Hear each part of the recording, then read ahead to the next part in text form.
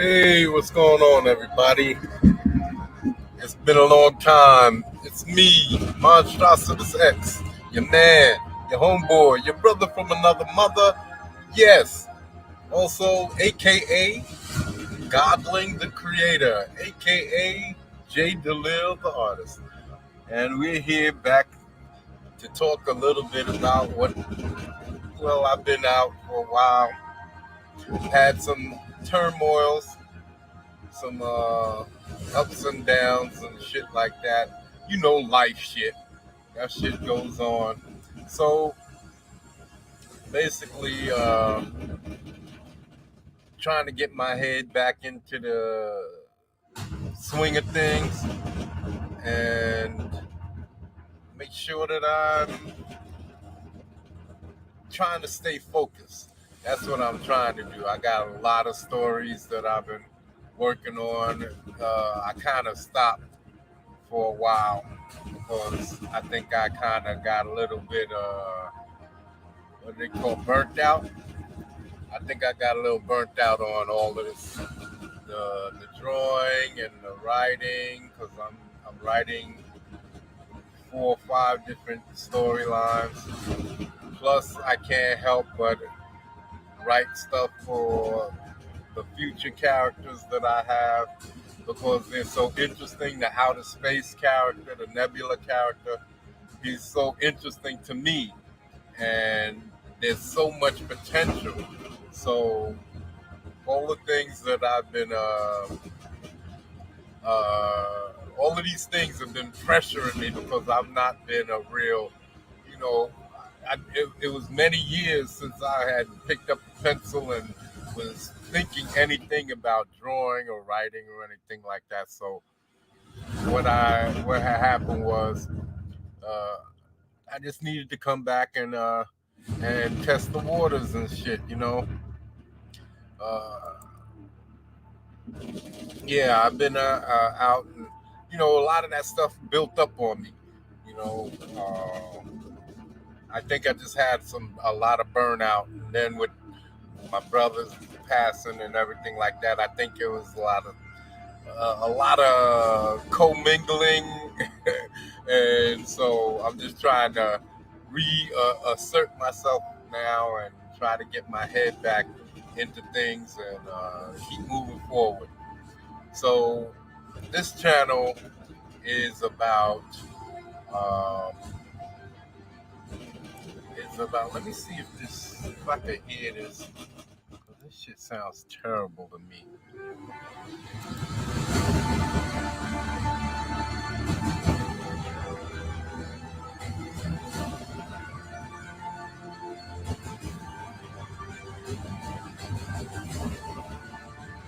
Okay, it's not that bad. Maybe I'll need to turn it down some. All right, let me. I'm gonna come right back. It's only gonna take me a second. I'm gonna turn it down a little bit, and I'll be right back.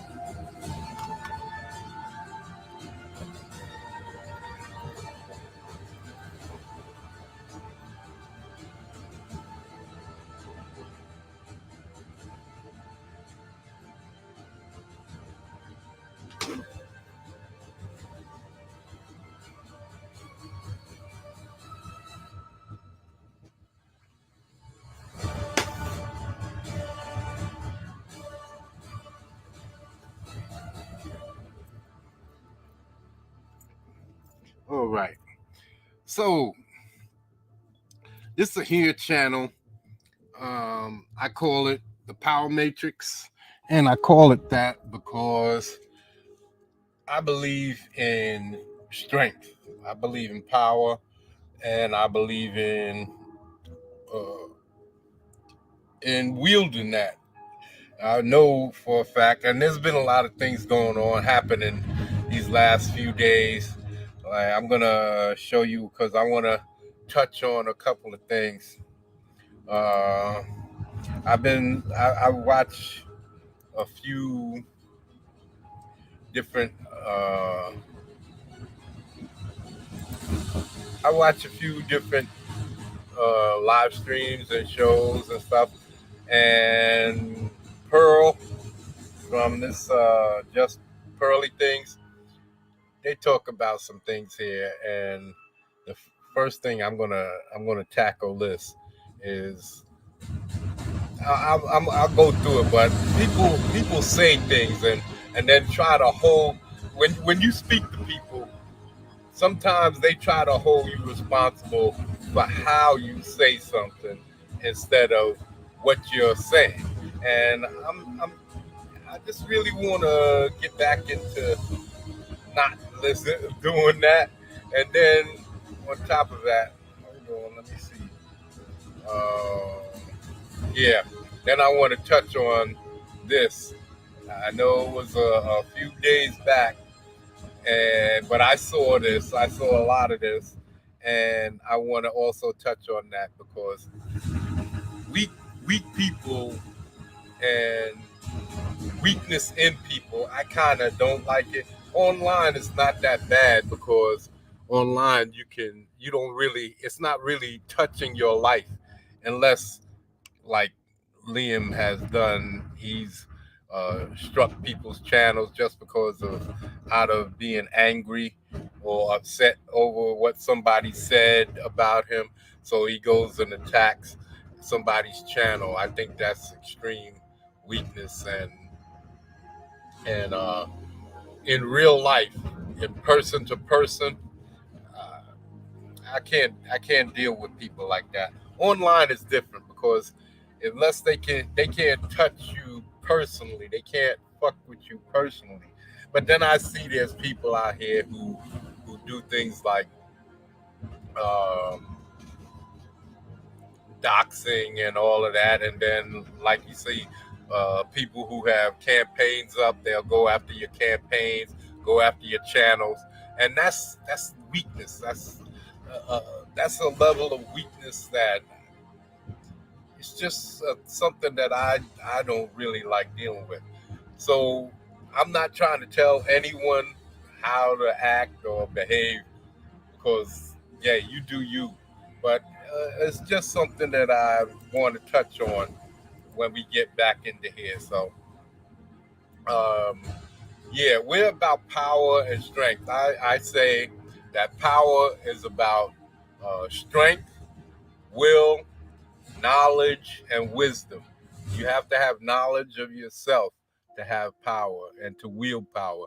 You have to have complete and total knowledge of who you are, your weaknesses, all of these different things in order to uh, be a strong individual. You have to have knowledge of yourself because if you don't have complete knowledge of yourself and dealt with all of your insufficiencies, embarrassments, or whatever, people can use those things against you. But if you are confident in who you are and have strength in the knowledge that you have about yourself, both your weaknesses and your strengths, because if you have a weakness, you either change it or you accept it and deal with it accordingly. So I believe that people who have weaknesses and decide to live in these weaknesses are the pathetic ones. These are the ones that cry about shit that's irrelevant and make a lot of noise about stupid things. Or when you converse with them, they don't know how to debate, and as soon as they experience a problem, they leave. You know, they have to run or they have to switch the topics or stuff like that. So, what I'm going to do now is go over here to we're gonna turn on this sound here, and we're gonna go and check out Pearly and what she's talking about over there. I'm not sure if everything what she's talking about is what I'm going to want to touch on, but I know that a lot of it is, some of it is there. All right, here we go. Oh, go ahead, bro. But Sorry, I'm No, so you're afraid to fine. come No. No. But you don't think like we have different hormones than men do? So like emotionally, like we're a different person every single day because like it depends where we are in our cycle. You already know. A couple days before our period comes. Hold on. The men. Sorry, I would say that I don't think you can say that women are more emotional than women. The men. Sorry, I would say that I think we said earlier that we both process and show it differently. And so I'd say our emotional intelligence are basically the same. It's just the way that we show it and the way that we express or react to it is. I hate that term, emotional intelligence. Emotional intelligence is a crock of shit. It means absolutely nothing. What is that? I gotta have to look that up. Very, very different. Because things that hurt us will hurt us, but the way that you react to it is 100% different. Well, but sorry, I'm so afraid to come No. But you don't think like we have different hormones than men do? So like emotionally, like we're a different person every single day because like it depends where we are in our cycle. You already know. A couple days before our period comes. Don't mess with me. Would your ex-boyfriends say the same? They would attest. Hell, hang on. Let me just try and clarify this. Are you saying that as a woman, you are acknowledging that when you're coming on your period, you are differently emotionally? The days before, yeah. Oh my gosh. Just hormonally. Yeah. You literally are. Yeah. I'll cry and I'm like, why am I crying? All right. So if a man was to say, right? So you've already acknowledged it, right? So if a man was to say, you know what, you're coming on your period, you're probably a little bit emotional, how would you respond to that? Well, first of all, when you say that, obviously. Hold on. You've already acknowledged it, right? So if that when you're coming on your period, you are a couple days before our period comes. Don't mess where we are in our cycle. Month. You already know. I don't think you can say that women are more emotional than women. The men. Sorry, I would say that I think we said earlier that we both process and show it differently. And so I'd say our emotional intelligence are basically the same. It's just the way that we show it and the way that we express.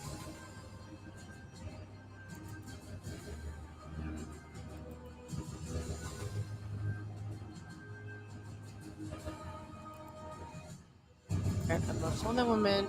The men. Sorry, I would say that I think we said earlier that we both process and show it differently.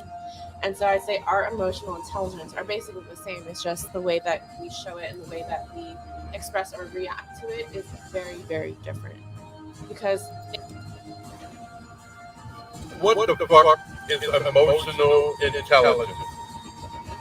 I would really like to understand that because I really wouldn't. To me, it sounds like a crock of shit. Something that women can use to hang over men's heads to say that they need to be more in touch with their emotions. And that's where women started with back in the days, in the 60s and 70s, that men needed to get in touch with their emotions. And throughout all this time, with those single mothers raising boys, that's all they've been teaching them is how to be emotional. And then now we got a bunch of weak ass men.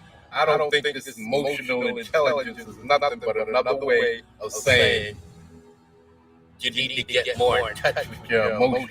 No, you don't. You're supposed to be a man. You're supposed to be strong and thinking. Emotions is not thinking. That's feeling. You don't need to be feeling. Feeling comes next, afterwards. You always have to be calculating, always have to be strategic, always have to be tactical. And stoicism is part of that. It's like what the Godfather says. You never want your enemies, you never let others outside the family know what you're thinking. And that's the same with yourself. You have to be stoic. You can't let everybody know what you're thinking. You keep that shit to yourself. There's only certain individuals that you have trust in that you tell certain things. You should always have certain secrets that you keep to yourself, because that's what a man is. You have to be a stoic, strong, sturdy, dependable, confident individual, and you can't be that way being emotional. Emotional in itself lacks confidence. You can't be emotional and confident at the same time. Things that hurt us will hurt us, but the way that you react to it is 100% different. Well, So, but sorry, I'm No, so you're afraid to fine. come No. out. No. So, but you don't think like we have different hormones than men do? So like emotionally, like we're a different person every single day because like it depends where we are in our cycle. You already know. A couple days before our period comes. Don't mess with me. Would your ex-boyfriends say the same? They would attest. No, hang on. Let me just try and clarify this. Are you saying that as a woman, you are acknowledging that when you're coming on your period, you are differently emotionally? The days before, yeah. Oh my gosh. Hormonally, Yeah. You literally are. Yeah. I'll cry and I'm like, why am I crying? He got him. He set him up, and he got him. All right. So if a man was to say, right? So you've already acknowledged it, right? So if a man was to say, you know what, you're coming on your period, you're probably a little bit emotional, how would you respond to that? Well, first of all, when you say that, obviously that would piss the woman off. Yeah, but hang on. It doesn't make any sense because you've already acknowledged it. Well, yes. Why? But why would it you are piss a different woman when you're off? coming on your- Why would it piss a woman off? It's reality. Just because he understands your reality, it pisses you off because you don't want him to acknowledge that. You don't want him to acknowledge that fact. He should just shut up that you know, because then you're wrong. If you're just being out of line and being all out of character, even though we all know it's your that time of the month coming, but the man is supposed to just shut up about it because you're just gonna piss you off. So I don't get it, man. Why do you have to lie to women? See, women's power is in lying. Why do you have to lie to women? This whole women's movement is about bullshit, fantasy. Men manifest. When you hear women talk about manifesting this and manifesting that, no. Men manifest.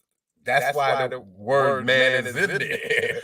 Men manifest. Women fantasize. Men take things. We take knowledge. Women are good in school because they memorize very well.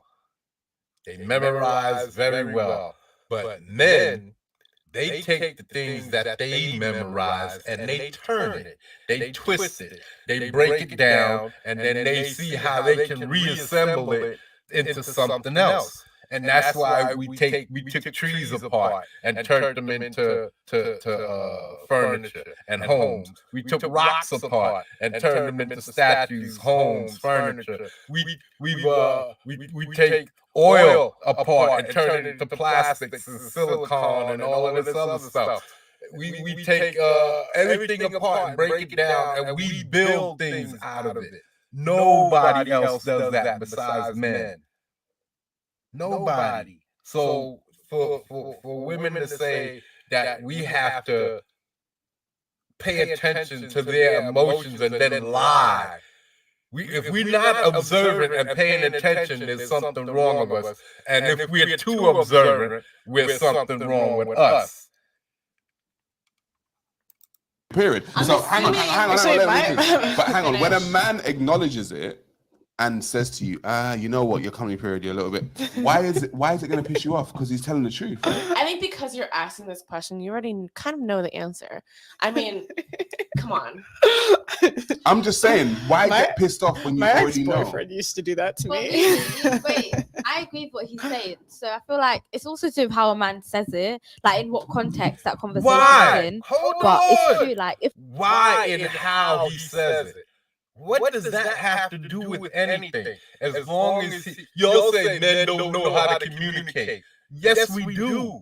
We speak directly. Why can't we just you get the information that's coming? If I'm cursing, if I'm saying this motherfucking shit is not working and I'm pissed off because it's not working the way it's supposed to, I did this motherfucking thing and that motherfucking thing, and now it's supposed to line up like this motherfucking way. But all you hear is motherfucker, instead of trying to listen to the parts where I'm saying, hey, I'm trying to line this shit up this way and it's not working and it's supposed to. But they want to keep hearing how you said it instead of the contents of what you're trying to get across, which is the meaning of what you're saying. Why concentrate on shit that does not matter every time? It's always, but it's how you say it. It's irrelevant. It has nothing to do. Listen, I've done live streams on Mondays called the Matrix Doctrine, and I talk about how everything is fake. Words are fake. Every word that you've ever spoken are made up. And people use these words in order to dodge and skip around truth.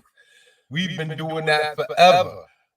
And it's become the worst thing because too many weak people use words to slip and slide. And that's what I'm going to be talking about with Liam.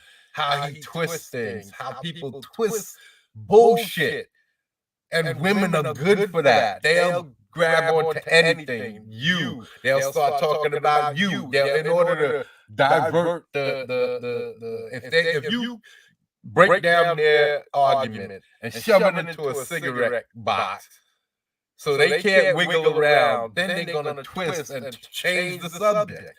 They're gonna make it about you. They're gonna make it about themselves. They're gonna make it about how they was abused or somebody was abused. They're gonna turn it some kind of way.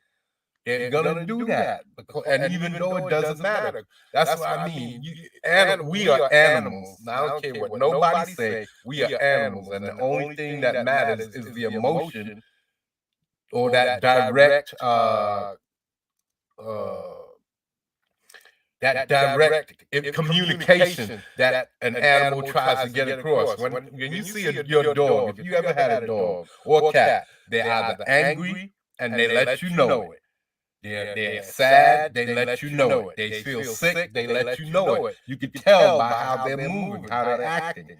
If his ears are up and he's wagging his tail, you know he's happy. If he's sad and drooping around, you know there's something probably wrong with him. If you yell at him, he'll turn his head down, you know he's sad. If he's happy, if he's angry, he's gonna be growling. And you can see their intent and everything. There's honesty in every action. There's none of that skipping and dodging and lying. And that's what people do with words. They get the direct meaning or the direct response, and they don't like the way that you responded. It has nothing to do, or it has everything to do with what you said, because they don't like it.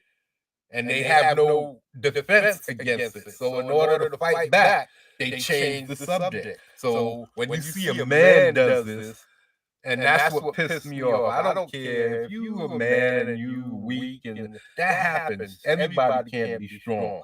Everybody can't be the same level, have the same level of strength. Because I'm going to talk about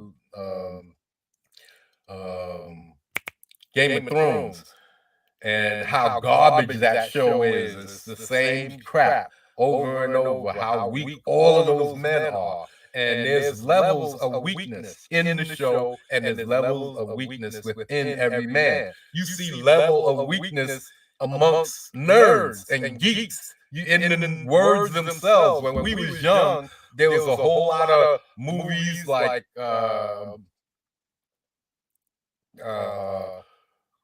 Ridgemont High, Risky Business, all of these teen movies where people were doing crazy things, and you got to see interactions with people and how they treated, how geeks were treated, and there was always the nerd, the geek, and then the dork. The dork was always the worst of them, the one that had no intelligence, and even now, a geek is lower on the totem pole than a nerd. The nerd is the one who excels and becomes that billionaire. The geek is the dude, maybe he's smart, but he's the one that's fixing people's shit. And then you got the wimp, and then the dork, and the dork, whatever, is on the bottom of the totem pole. So whatever other terms I could probably come up, because there was a bunch of them. And it's the same thing with the strong men. There's levels to it. And so you telling me every man has to be weak in order for people to appreciate him? And I don't agree with that. I'm going to be direct with how I say things. And if you don't like it, hey, kick rocks. Because a strong individual understands that that's about control.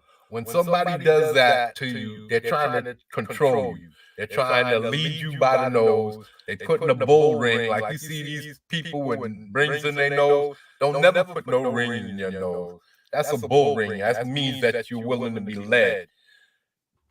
So, yeah. Don't let people lead you around. And that's what they're trying to do. They can try to control you by switching and women will cry on you and stuff like that. They use emotions to try and get to you. And you got to be sturdy, especially if you're right and you know you're right. Never know that you're right and then give in because somebody cries or they use some sad story on you. Hey, okay, I'm sorry that you went through a hard time. That has nothing to do with what we're talking about. And that's how I would be. I would be cold to the facts all the way until you admit that I was right in this particular, whatever particular scenario it is, because I'm not always right. But I'm willing to admit, as long as you have an argument that can knock mine down, I'll admit that you're right and I'm wrong. I have no problem with that. That's the strength of being a true man. You know when you're wrong because you learn something. When you find out that there's something else, that another way of thinking about something. So you learn something, you become a stronger man. That gives you other tactics to use when you go into battle. And that's always possible with men. It's because the whole world is set up against you. You see it, especially in this women gynocracy, because men is taking hits. Back in the day when I was a kid, average dudes could get girls. And there wasn't all these hood rat chicks. That's what you see today. All of these even white chicks, all of that ghetto slang and long nails, all of that shit is baby kids. If they not, they shenanigans. The shenanigans is the real, the one with the wigs, the nails, the little eyelashes, the heavy makeup, all of that gutter talk, cursing and going on. Always ready to fight. That's shenanigans.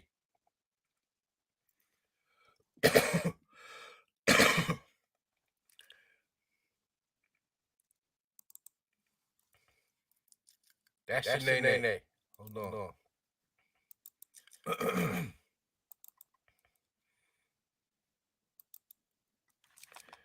Shanae.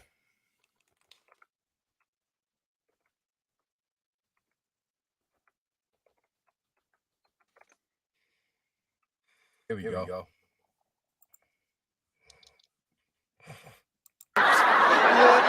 Okay, Martin Drum. No. That's Shanae. If it ain't the two whack Chris. That's Shanae. Always ready to fight. You see? Always ready to fight. Got the hair, the claws, the raptor claws, got all that shit. See, back in the day, that was the difference. That was the difference between the girls. Even though, what's her name? Tanisha, I forget. I can fuck with a girl like her, even though she had a big mouth and all that. This was known as a hood rat. Nobody fucked with the hood rat. Nobody except for the really rough, hard hood niggas. Nobody fucked with them. We wanted the Ginas. That's the ones we wanted. The ones with the calmer, more respectable. She didn't talk out. You like almost every girl today got some kind of slang or some guttural shit coming flying off her tongue. It don't matter if she's white or black. If they not all dolled up like this, they baby's kids. That means Shanae's niece. Bebe is her sister. So this is Shanae, and Bebe would be her sister, and her nieces would be Bebe's kids. And so that's what you see out there. All of these little wannabe chicks trying to act all hood, throwing their ass around to everybody out there. They little baby's kids. And the one with all of the mouth and ready to fight and talking all kinds of mad shit all the time, they the Shanae's. We want Ginas. That's when we had respectable women, and we knew the difference between the Shanae's and the Ginas. Everybody wants a Gina. The nice girl, the pleasant girl. I don't know how ran through she was, but she always came across as being the respectable chick. So that's all I'm saying.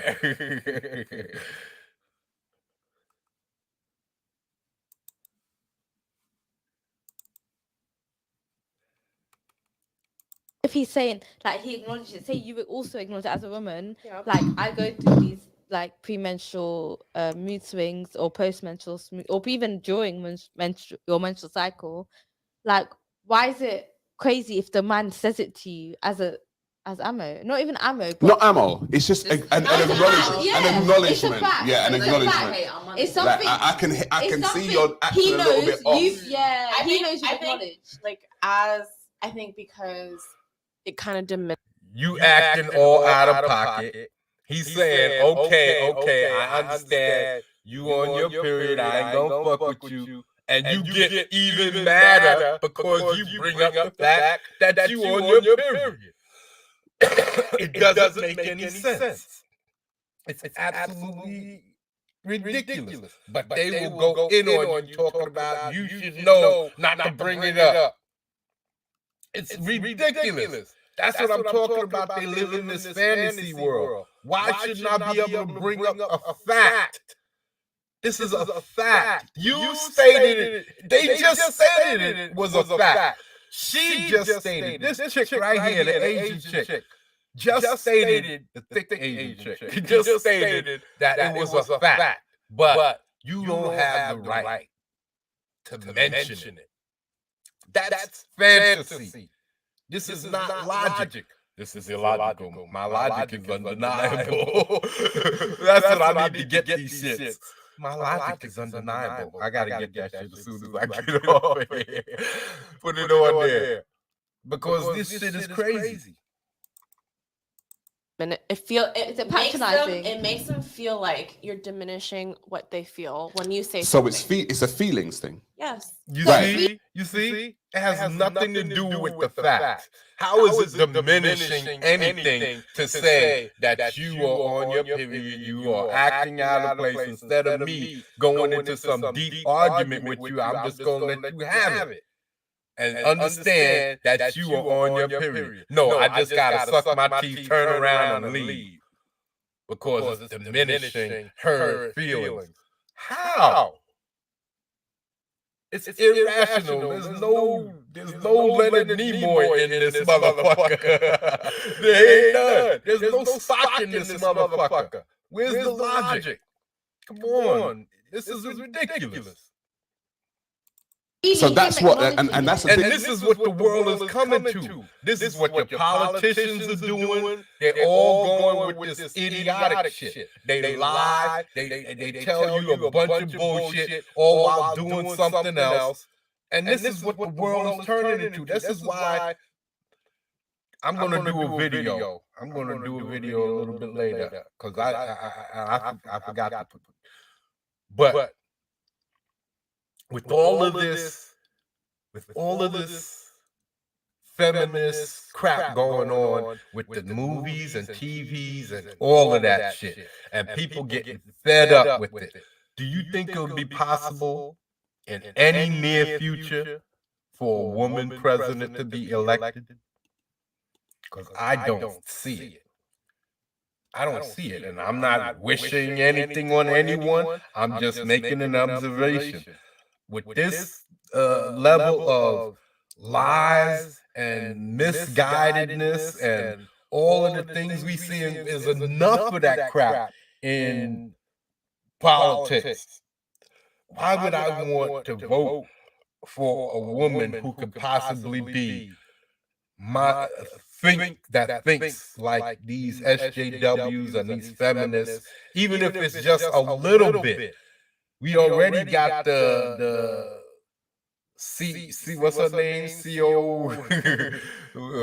Vicario Ocasio. What's her name? I don't know because I really don't care about these people, man. I really don't.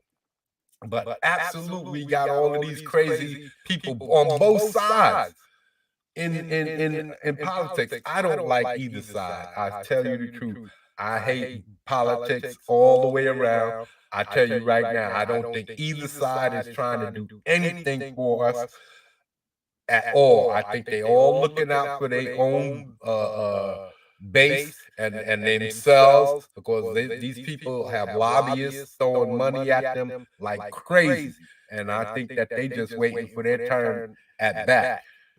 So I don't think that any of these people on either side got our best interests at heart. Because you got Trump in there, he gives away all of the money to the rich folks, and then you come in with Biden, and he throwing money away left and right, trillions and trillions.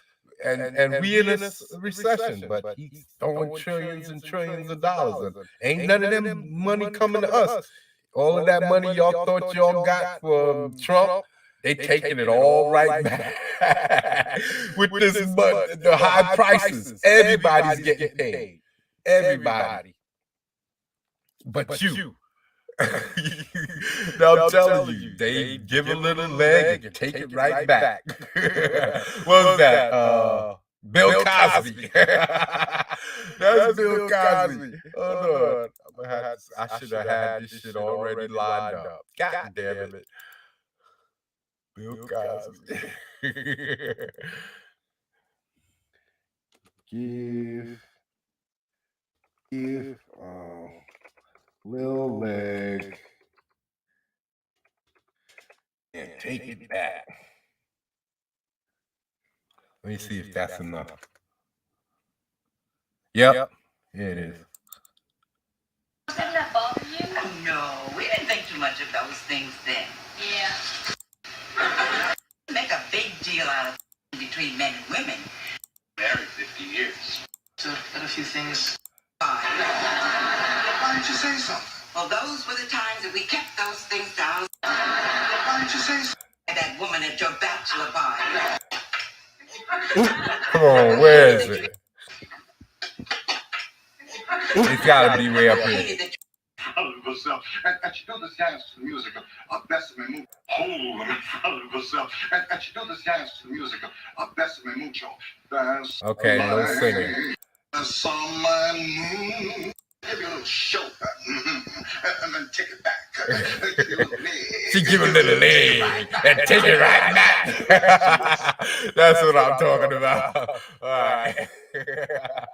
I gotta record that shit. I should have just did that. Oh, I did. Okay. Let's get back to it and finish it out because I don't think there's much more we need to get from here. Thing you like men process information differently from women, right? And so a man will be very logical with his conclusion. He'll be like, oh, you know what, this woman is acting this way because okay, maybe she's coming on the period, right? Okay, cool, this woman's acting this way because she's coming on the period, and I'm just gonna say it, listen, babe, you're not acting right because you're coming on the period. But hang on, you as a woman, she's looking at the camera as if he said something wrong. Well, he did something wrong. He's making an acknowledgement. That's all. He ain't judging you, but she's taking it as a judgment. Oh, you on your period. Oh, here we go again.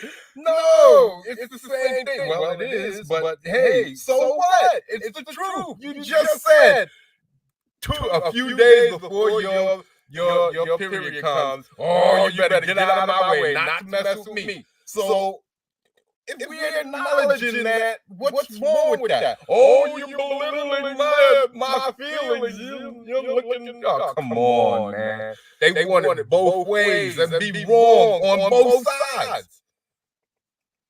It's biology. It has your hormones is going crazy. It has a direct attachment to your emotional state. We acknowledge that. Okay, then. Saying that's gonna piss me off, but it's telling the truth. We can't handle the truth. That's right. And she's the only one who's telling any truth and any of these things, man. She is 100% right with everything. Her stance on abortion, all of that shit. As far as abortion is concerned, I think they should let them carry them, but you got to carry them to term and then kill them yourself. You can kill them. You should have the right to kill them. Every other animal on the planet has the right to abandon their baby, and they literally could do that. You could throw your baby up on anybody's doorstep, the police, the fire department, and it's okay. They're not going to come looking for your ass, right? So, but hey, but why should somebody else butcher your kid? Why should you get away with the responsibility? You opened yourself up to it. You invited the person in. You did your thing. It's your body. I don't care if it takes two.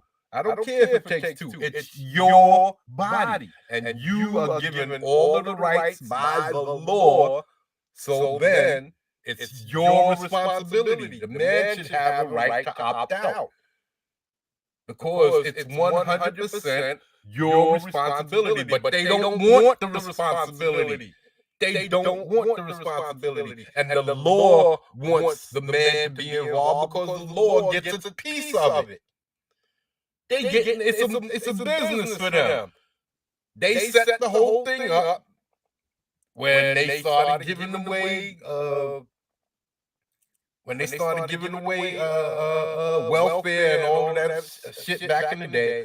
They chased the man out of the house, and ever since then they've been making laws against the man for being out, and they want, and every dime that goes to her has to go through them so that they can get their piece. If you do it outside of them, they say, no. It has nothing to do with us. You could have been paying thousands of dollars a month to this girl, have receipts. They won't give two shits because they didn't get their piece. It's some mafia shit. It's mafia tactics, man. And then they'll get you for racketeering and RICO. But that's RICO. They getting a piece of a cut of something that got nothing to do with them. And people go for it. New World Order. Let's get rid of money, start taking over shit ourselves, and we won't have to worry about this shit. And I'm not talking about going and taking over shit. Everything is run by us, from the farms to the police to the military. That's all us, our children. So why can't we make an agreement? The truck drivers go straight to the farms, deliver the food to the grocery stores and the distributorships and all of that. The same business that we always been doing. We just cut out the rich people and the government. Do the shit ourselves. Start making our own products to sell overseas, and that money we will use as a United States thing. One big bank to hold all of that shit. But as far as Americans, we live for free. We don't pay no. We don't use money. Everybody gets unless you don't work. You can eat. You can have a house over your head, but you ain't gonna get none of the luxury shit. You ain't gonna get none of the fashionable clothes. You can wear the thrift shop shit that everybody else passes down. You don't get none of the Xboxes and the luxurious shit. You can watch TV, but that's all you're gonna get. You can't see none of the up-to-date movies. You can't see none of that good shit. You don't want to do the right thing. I'm telling you, all we had to do.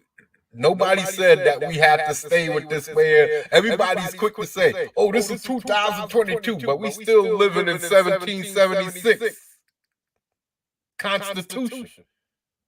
Right? Oh, the amendments. Amendments don't mean shit if the fucking piece of paper on its face is full of shit. There's no piece of paper that can hold your freedom. It's bullshit. You're free right out the womb.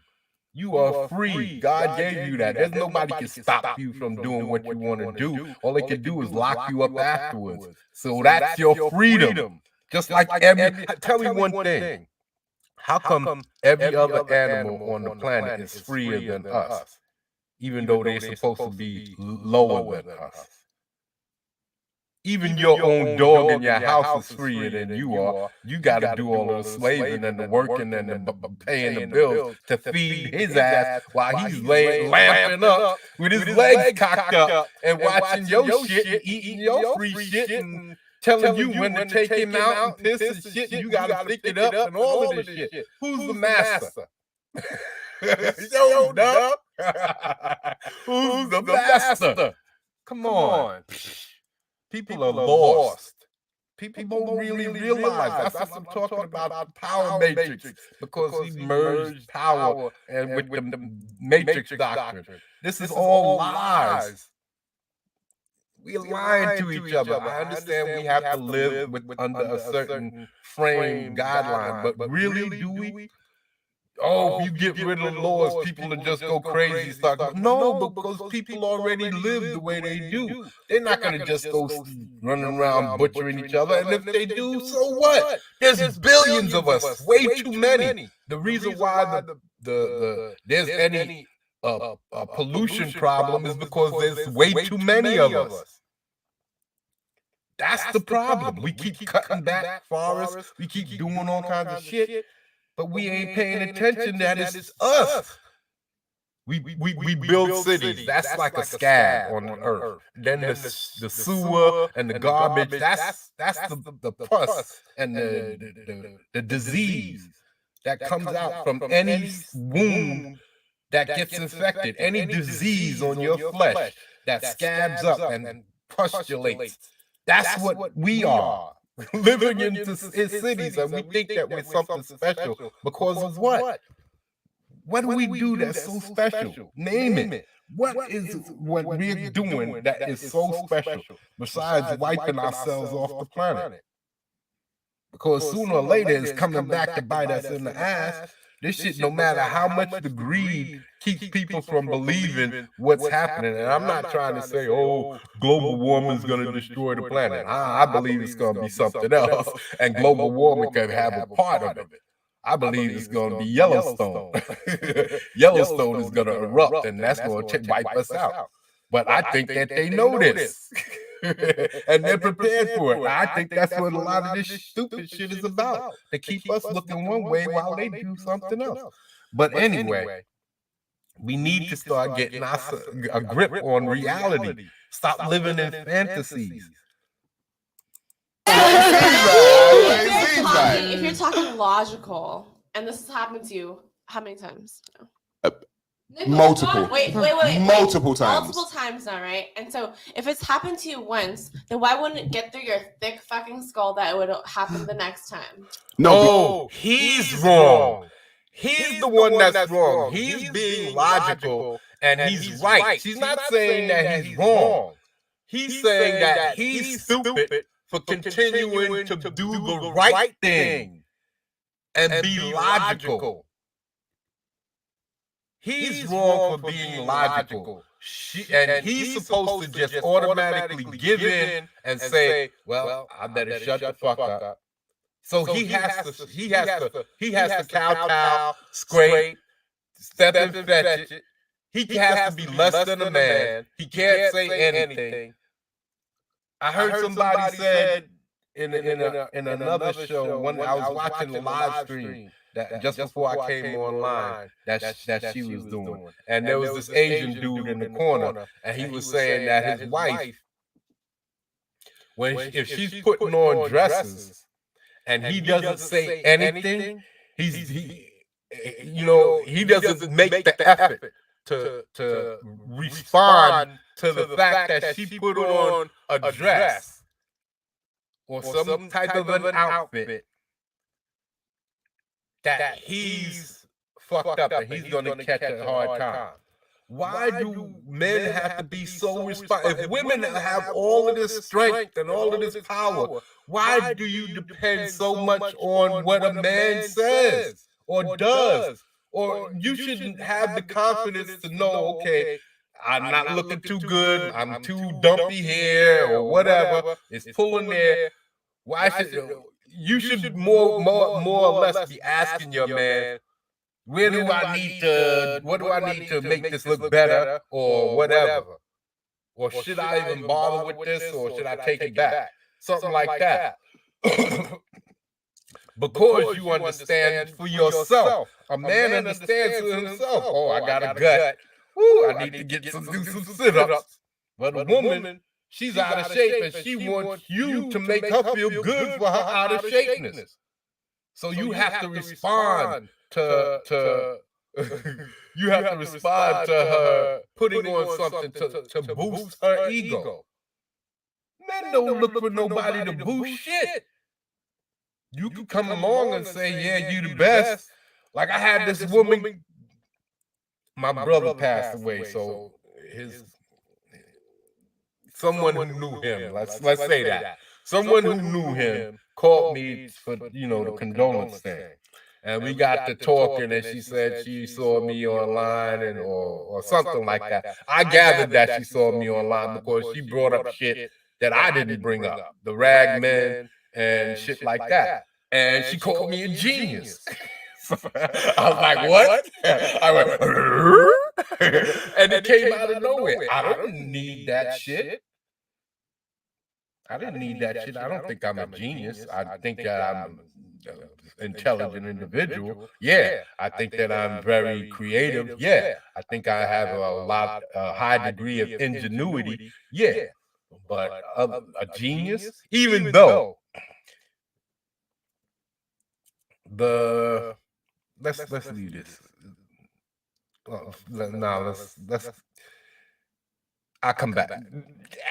Let me do it. Because what I'm trying to do is I'm trying to make you understand that you're being irrational right now. Irrational? Yeah, you're being irrational because I'm telling you the truth and you can't handle it. But she admitted it. Both of them admitted it. Her and her admitted around that time of the month, they get emotional and they can get high strung. Either irritable or whatever it is. They both said it and they laughed about it. That was okay. What's the 3-4 minutes? So like emotionally, like we're a different person every single day because like it depends with me. Like you're,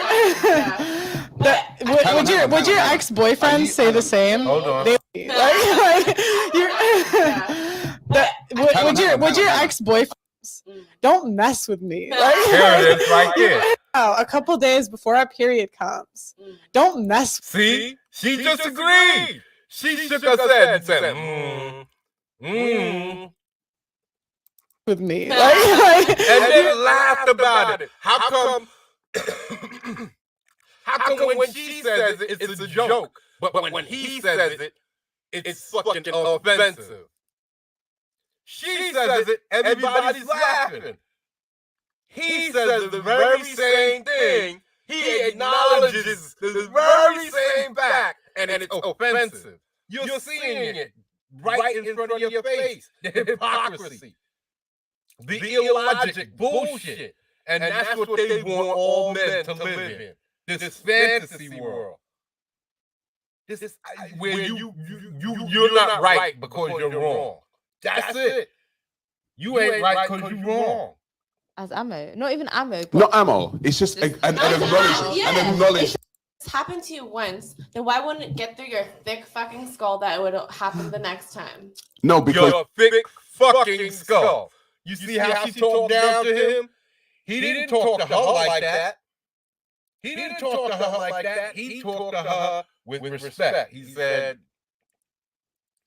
I'm just making an acknowledgement. I'm not saying anything, but y'all get pissed off. And she's your thick fucking head. If it's happened to you once, and it's happened to you twice, you know it's gonna happen again. Why? Why should it happen at all? You should know. And just say, hey, excuse me, babe, I'm not in no mood. Please, let me have some time because I'm gonna snap at you. How come you can't be logical? How come you can't be logical? I just don't get it. I don't get it. what I'm trying to do is I'm trying to make you understand that you're being irrational right now. Irrational. Look at her. Now she's gonna focus on a word that means exactly what you're talking about. That your emotions are in it, your hormones are all over the place. You're not acting the same way you were acting just a couple of days ago because it's that time of the month. They both acknowledge this. All of them acknowledge this by laughing when she brought up the scenario of 2 days before her day. You better not mess with it. They all laugh. Basically agreeing to the scenario. Yeah, that's right. But for him to verbalize it and put it in a term, it is irrational. Men don't act one way, and then because one time every 30 days we start acting all wild. So it's irrational for us. We don't know. We don't understand it. Why should we understand it? We understand that it happens because you said it, the TV says it, everybody says it. So we're taking your word for it. But we're wrong for stating it. You can't acknowledge it, especially during their time of pre-menstruation or menstruation or whatever it is, because it's the truth and they don't want to hear it. That's what it is. It's the truth and they don't want to hear it. You need to just take whatever I give you. I say that's bullshit. That's bullshit. That's bullshit. This is the thing that bothers me about this whole feminist movement. And I'm gonna try and make up a little cinematic or some shit about this. Men, and this took thousands of years. Men learn to use fire. We learn to make fire. We tore down and built homes out of trees. We tore down and built cities. We built homes in these cities. We built walls to protect the cities. We learned how to fight. We built the castles. We built the protections. We fought the wars. We built the moats around these cities. We built the farms. We built the cars, the wagons. We built a way of life. And then once everything got civilized and peaceful, now women say, y'all got to get out. Y'all got to get out. Do it somewhere else. We don't give a fuck. This shit is ours. And that's what happened. That's what happened. We built up all of the cities. We did this. We still doing it. Women don't work in construction. Women don't work, and a very small percentage, probably less than 1%. I have no idea really yet. I don't really care. I just know that they're not in these positions.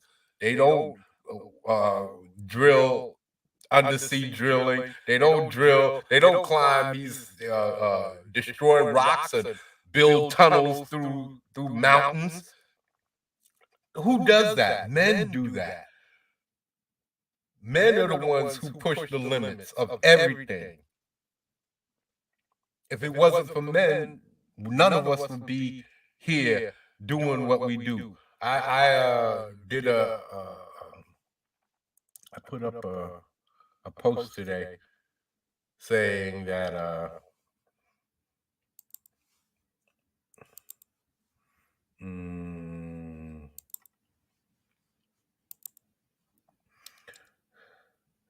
not that one. Was it this one? Oh, here it is. Here it is. I keep hearing that women are oppressed. Women have never been oppressed in history. I have never heard of an entire civilization's population of only women being held captive as slaves. Being that this would have been quite easy to do, why hasn't it? Now, if I'm wrong, somebody say something. Because I've never heard of it. And white man has taken every civilization has enslaved somebody. Africans enslaved Africans, white people enslaved white people, Native Americans enslaved Native Americans. So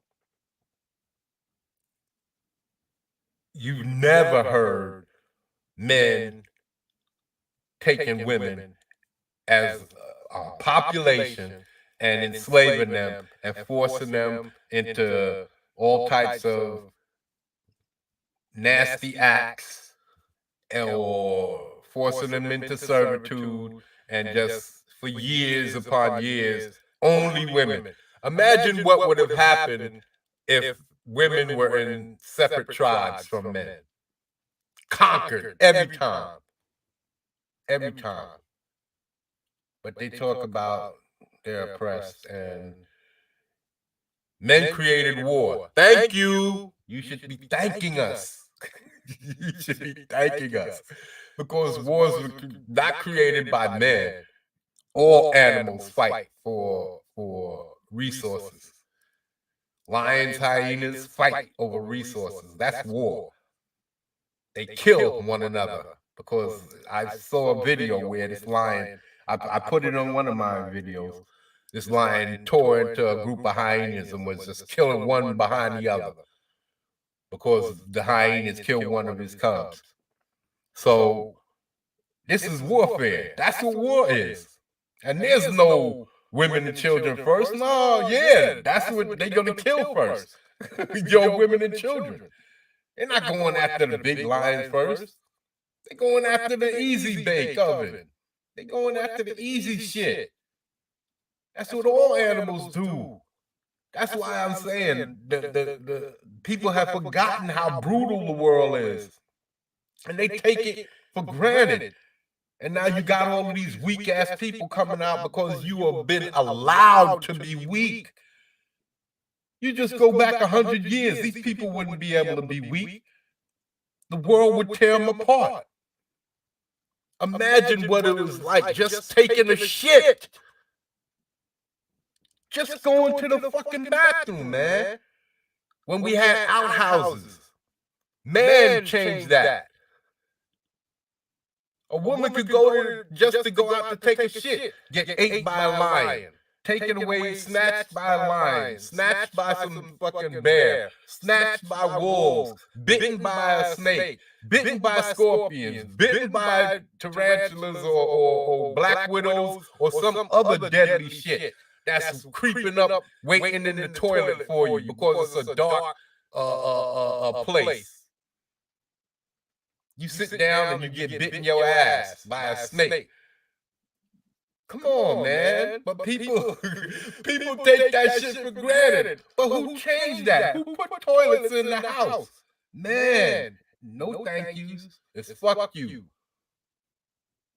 Because the world has been made so peaceful now that there ain't nothing chasing your ass down. So they cry about the 1 or 2% of men, and they're making more men like this that attack women. They making more men, but where are the strong women that's out there fighting for men? I mean, fighting for women who's standing up and being these strong men.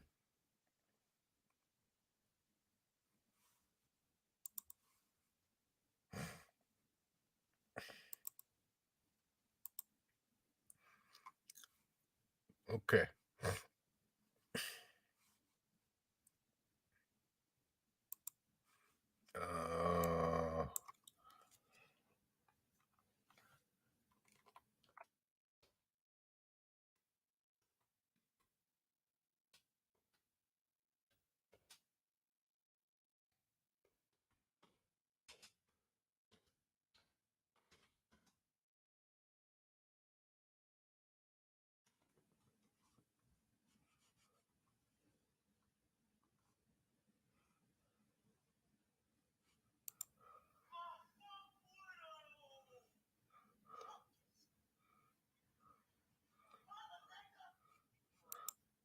Huh. Remember this? Remember this?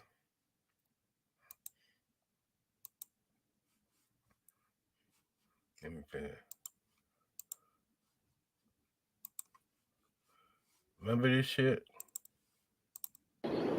A mentally deranged man on the subway. He sits next to a woman and grabs her hair when she stands up to move away. Now, where's all these strong women? Look at all of these strong women. Hold on. Where's all these strong women at? How come they ain't jumping on this motherfucker and whooping his ass? Where's all these free, these strong, independent, don't need no man women coming to her rescue? Where are they? Where are they? They talking about the men, but they don't need no man. And if the man jumps in there and does something, he could get killed. Or not only that, if he grabs her breast while trying to help her, she could sue him or do something to him.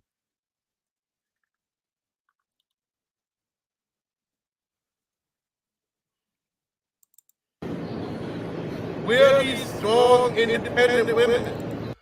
Look at her, she's begging. If I was there, that wouldn't have happened. I'd have fucked that dude right up. I'd have walked up to him and punched him right in his mouth. I've been in a situation like that before. This dude was chasing this chick through the train, like 1, 2 o'clock in the morning, and she was just trying to get to the next train, man. And I chased the dude off the train. I jumped between them and was like, "Yo, get the fuck off the train." He got off the train, and I stayed with her until she got to near her train. And and she went one direction, and I headed towards my train. But yeah, where's the women, man? There's dudes out here. There's dudes out here who I've seen a video. I should have had all this, but I didn't know I was gonna put, because I was gonna make a whole video out of this stuff. I wasn't gonna lump it all together. And I'm gonna have to make them separately.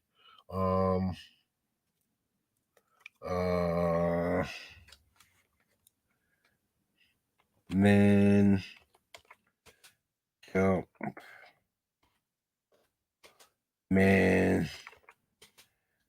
stab woman.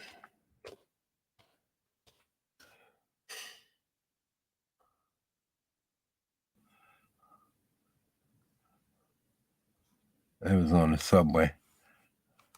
It was on the subway. Subway.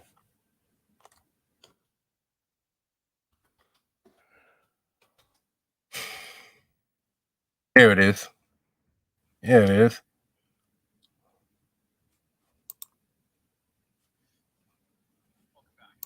Now look at this. Hold on. Hold on.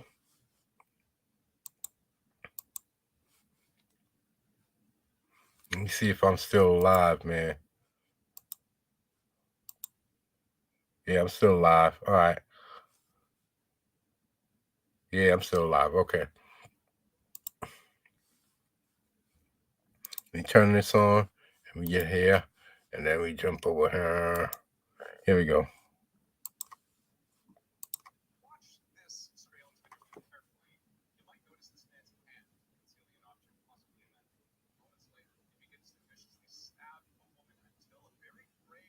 Look at this Samaritan. Look at this dude jumping in. Superman. Superman. You see? Men are the heroes that we say we create in comic books. Men are the heroes. We run into burning buildings. We jump on bad guys doing bad things to women. Where are the women? Where are the women? And I don't believe women should be jumping into this, but y'all be talking all these feminists, these femogenists who don't give a fuck about women. They don't give a fuck about men. They don't give a fuck about children. They just talking shit in order to get their own, to try and reap their own benefits. And what they're doing is giving power to the corporations and the government. That's all they're doing. Why do you think corporations? No, I'm gonna have to do that. I'm gonna have to learn how to segment my talking points. But look at this. Where are all of the strong, independent, don't need no man, woman? Where are they? Shouldn't they be here jumping on this dude, putting a stomping on his ass? Women are quick to beat up on their boyfriends, but you don't see none of them out here in the street protecting their own. But here goes super nigga to the rescue. It ain't a nigga, I know he's a white dude. Now here he goes. Dude comes to the rescue. Homeboy comes to the rescue. Jumps all over homeboy and beats him down, holds him, and grabs hold of the knife.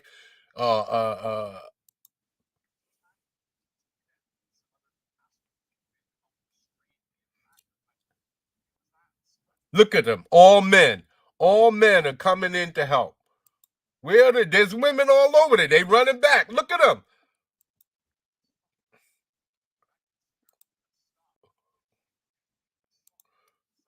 Look at them. Look at them all running. They running back.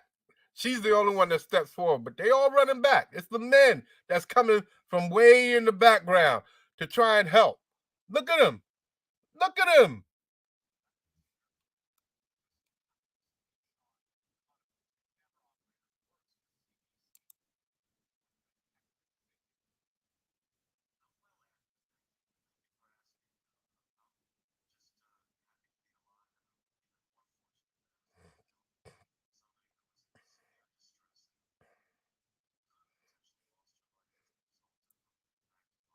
Damn straight. You're damn straight. And there was that man. But do men get credit? Do men get credit? Where are the super women? All of these queens, the Yas Queen slay. Why ain't they slaying some of these dragons? Men are out here slaying dragons. Men are out here slaying dragons. Where are the women? Where are these queens? They want to rule the country. And that's what I wanted to get into that Game of Thrones shit, but I don't know if I'm gonna be able to get into it. I don't talk my mouth off. I don't even know if I'm gonna get into that EVS Liam thing. I wasn't supposed to stay on this shit too long, but I run my mouth.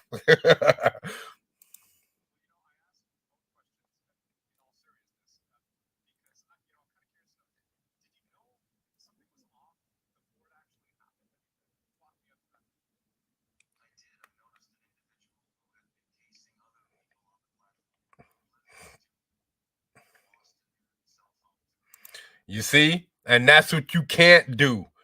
A man is never oblivious to his surroundings. That's part of your power. You have to have knowledge. You have to have will. That means you have to be willing to do things and force yourself or your opinions or your dedication.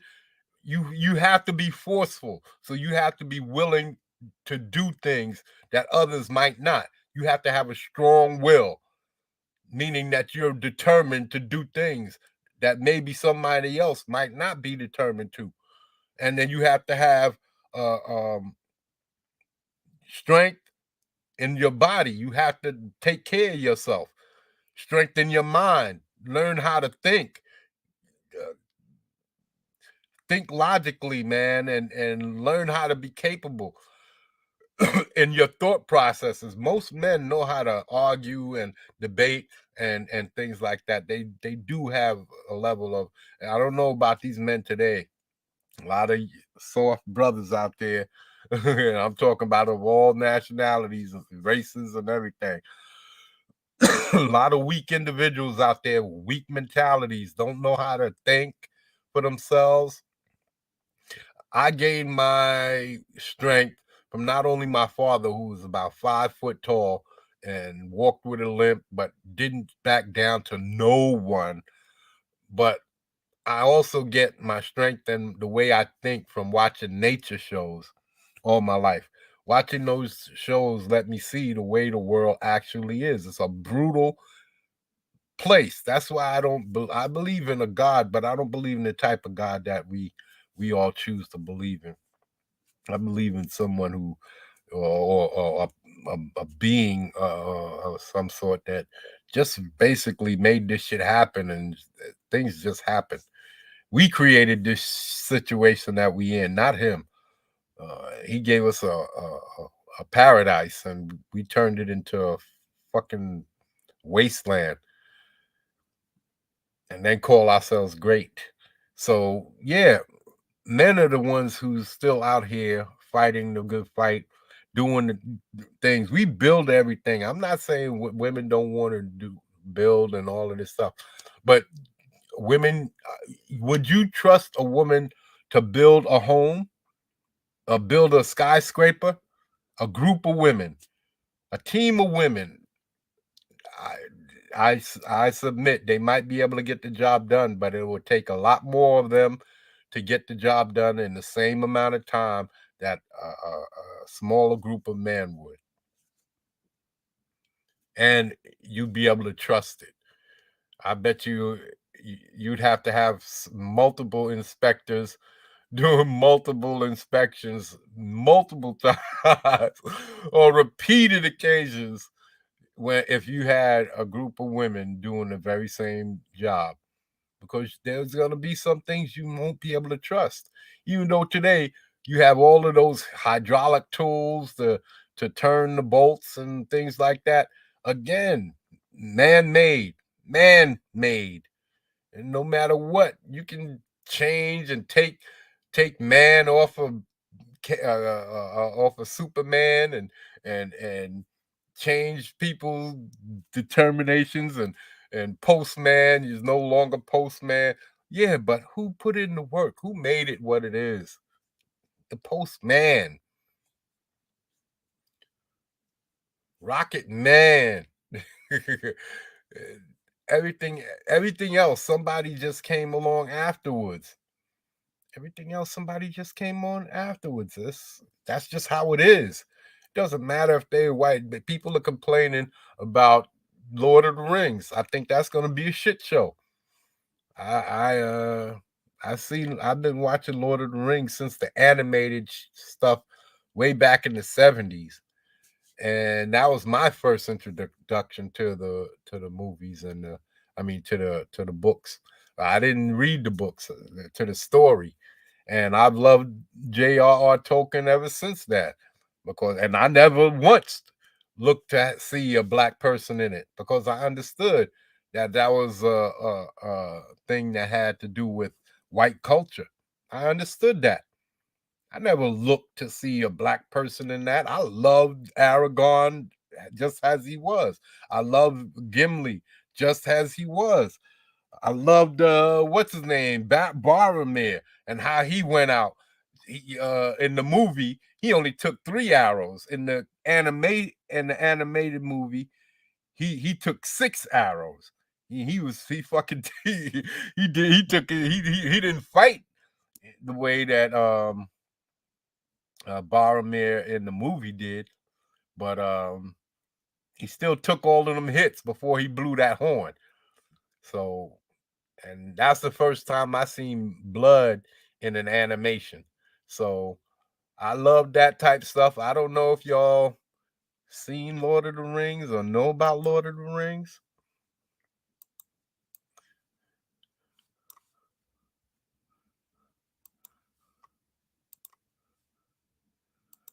The animated joint.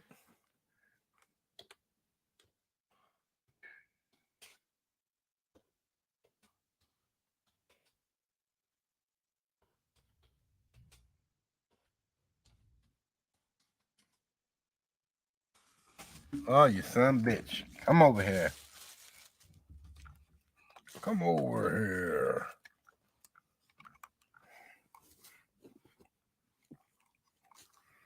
Here, man. Boromir's death. Just watch this shit. Motherfucker.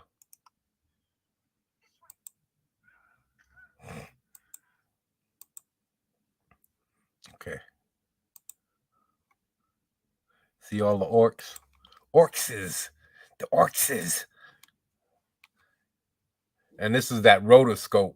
Back in the days, they did animation over live action. And that's how they get it to move like this. See, this is before he gets shot up.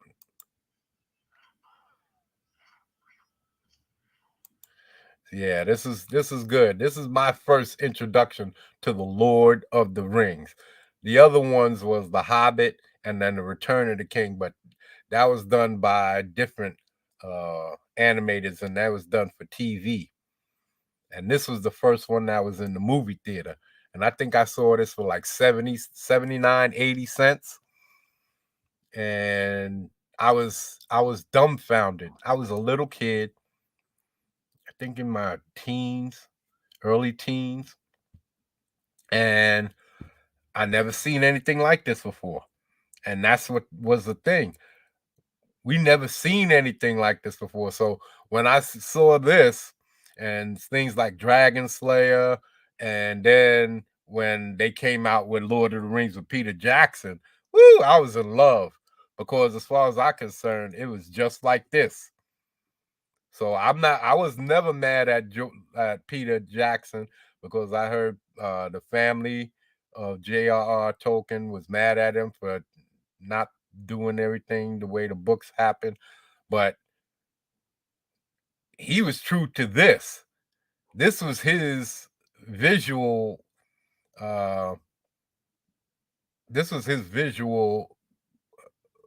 resource to see how to make the movies, because matter of fact, all 3 of them is exactly like how his his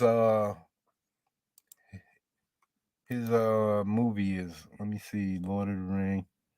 See, here's Gollum in The Return of the King, and The Hobbit has got to be around here somewhere.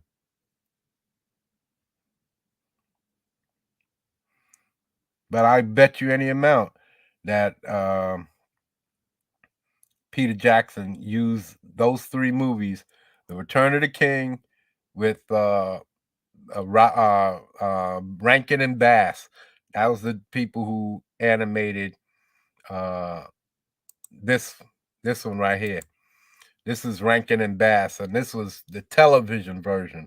And then there was The Hobbit. Then there was The Hobbit, the animated. Yeah, this is The Return of the King. I think this is just when the Frodo's about to I think this is Samwise, though. I believe this is Samwise because Samwise, I think he narrated it I haven't seen it in years, but I think I have it on DVD. I gotta pull it out and watch it because I haven't seen these in years. I always thought that these were, they got the whole movie right here. They got the whole fucking movie right here. Yeah, that's Houston. What's his name? John Huston. Yeah. They took the time to, this is some great animation, and they had quality actors doing the voices and shit. This is John Huston, man, doing a movie, an animated movie for mostly children, because even though there was fighting and stuff like that, this is mostly for children because it's for TV and it would come on during the holiday seasons. And we was in love with this shit, man. Yeah, see what The Hobbit was like? I'm not gonna play it because these motherfuckers is gonna. But this is the whole movie right here. That's Frodo right there. They had songs. Frodo of the Nine Fingers, and Gandalf. I think John Huston did the voice for Gandalf. Yeah, man, this shit was good, man. This shit was good, and they took the time to do the animation. Look at that. That was some high quality animation, bro. Rankin and Bass used to do the same animation. I'm gonna probably do these movies on my other channel. I'm gonna do reviews of all of them. I'm gonna do this one, then I'm gonna do the Lord of the Rings with the rotoscope, and then I'm gonna do Return of the King with the other one. But I'm not gonna be able to play it because it's got a lot of music and shit in here. There's a lot of musical stuff that goes on.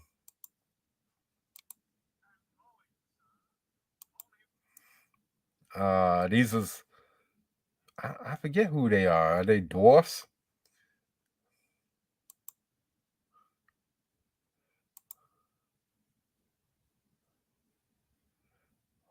Or are they elves? No, they're not elves. They have to be dwarfs.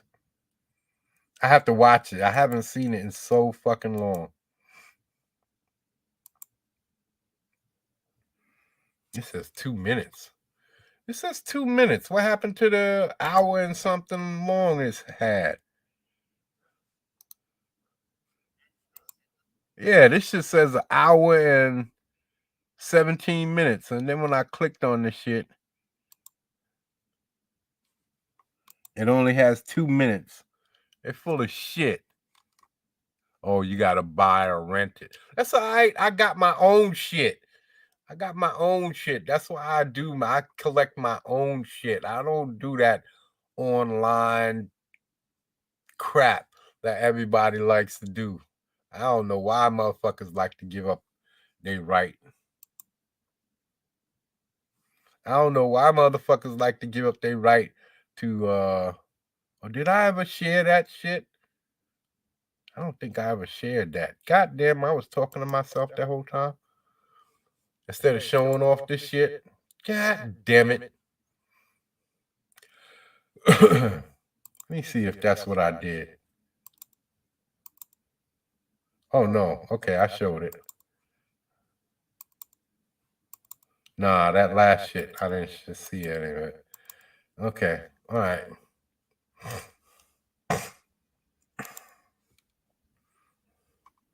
All right. Let me see. What I'm gonna do is let me see. Okay. This is The Hobbit. This is The Hobbit. This is that animated stuff from back in the day. This is that stuff. And I'm not gonna stay on it because I messed up. I done messed up. Done fucked up the church's money. And then this is Lord of the Rings. Over here.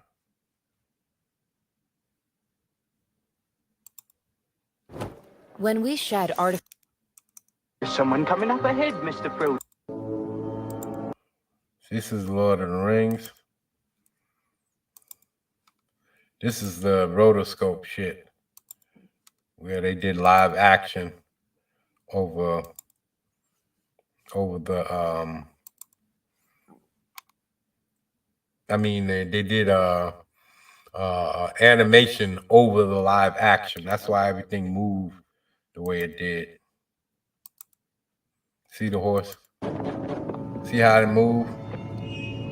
That's animation over the live action. So they called it rotoscope. So we had this. This was the second movie in the trilogy, and then they had the Return of the King.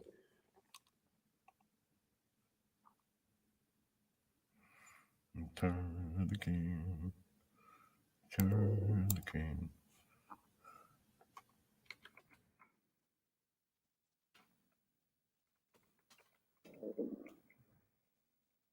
Return of the King.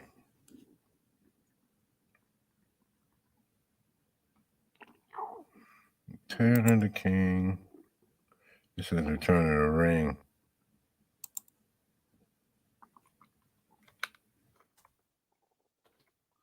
Return of the King.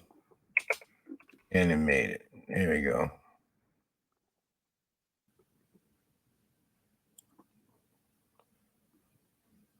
Yeah, let's just pop on this.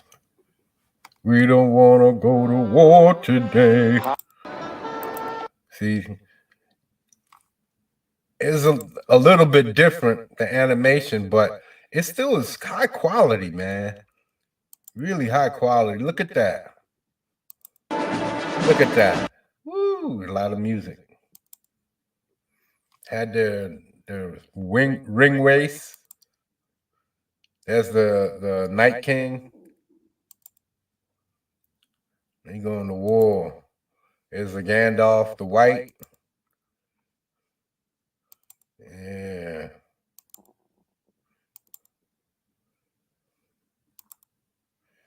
There's yeah, I forget the name, the White City. But yeah, man, I gotta watch these shits. I'm gonna do reviews of these motherfuckers on my other channel. I'm gonna do all three of them. Make an event out of this shit. And I'm also gonna bring some TV shows.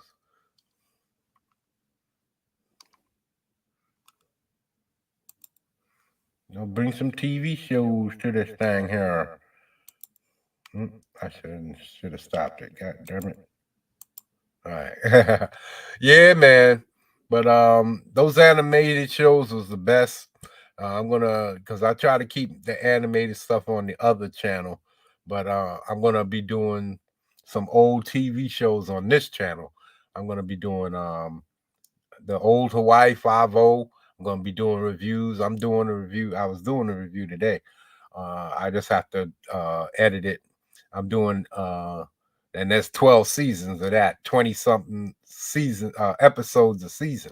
So I got a lot to do there. And then I got the Mod Squad from back in the 60s. I got Cannon, the old detective show from back then in the 60s, and I got Mannix. So I'm gonna do all 4 of those in every week. Every week we're gonna have four shows a week, and maybe more. Maybe I can get it up to 8. 2 from each one every week. And then after we run through those, we're gonna bring in the 80s with Hunter and what's his name, Magnum PI, and Hunter, Magnum, Stargate. I got a few of those old shows from the 80s.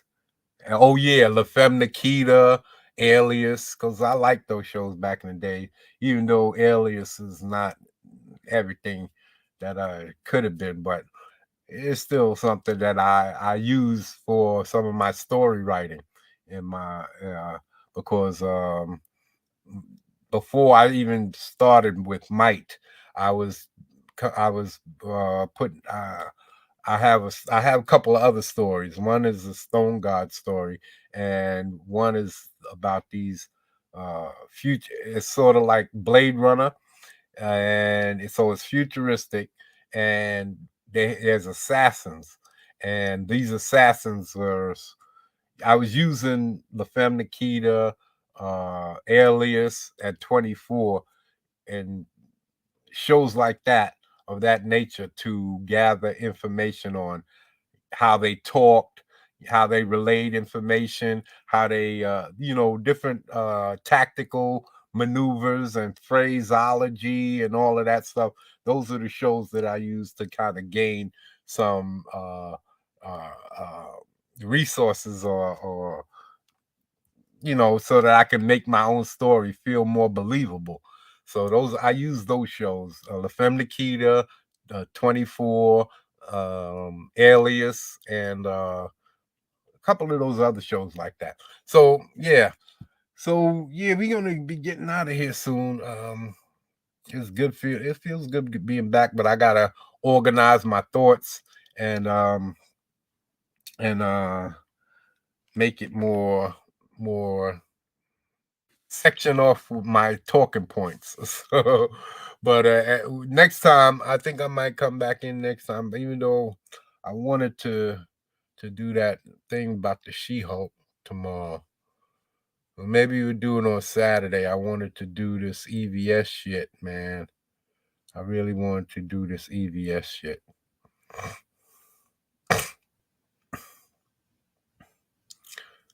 Really wanted to do this EVS shit because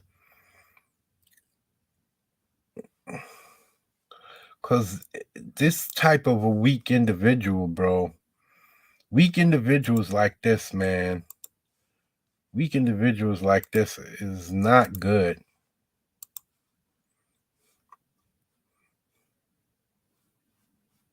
Mm-hmm. Yeah, weak individuals like this is not good.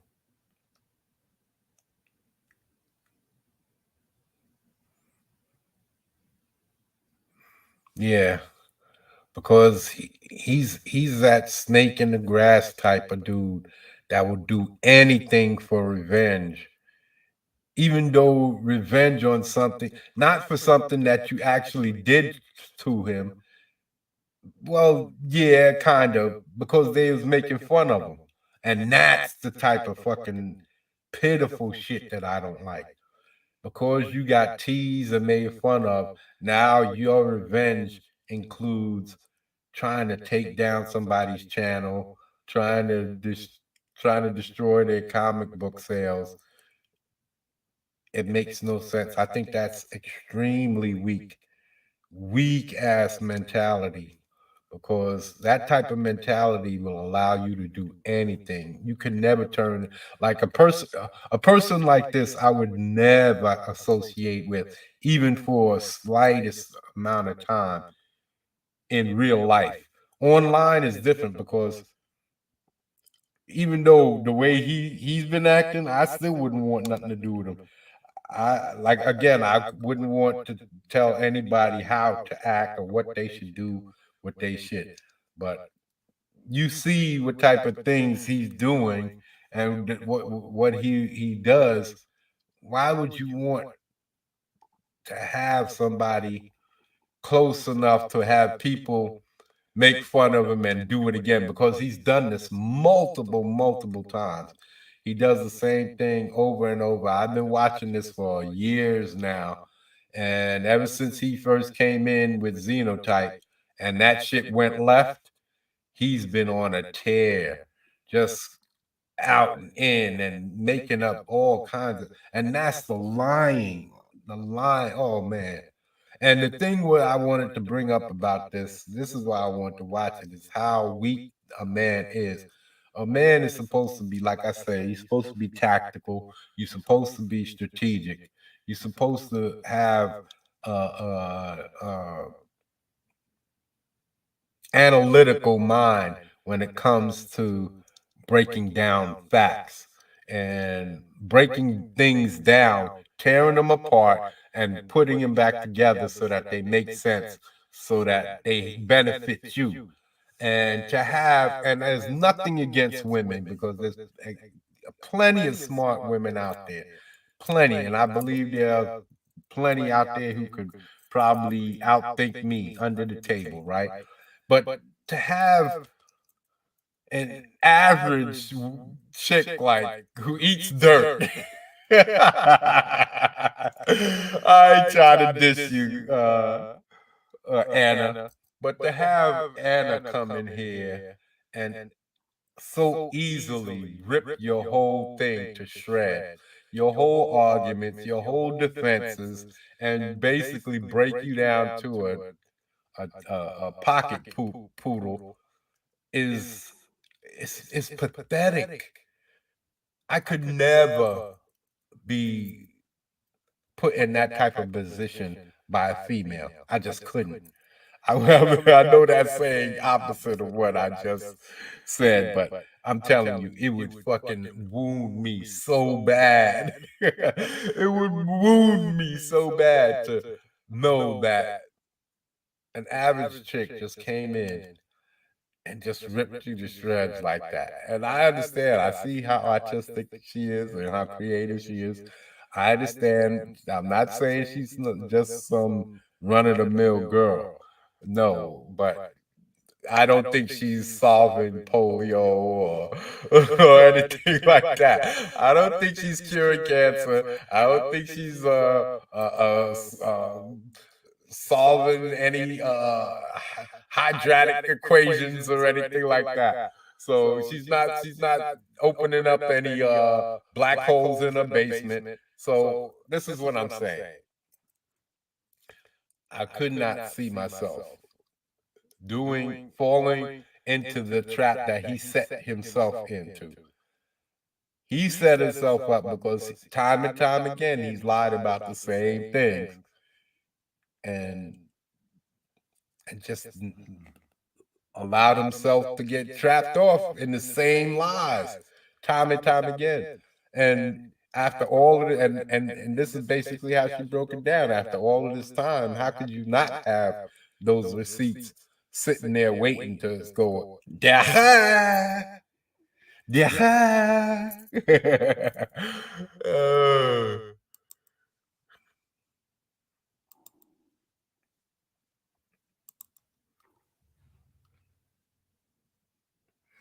Eddie Murphy.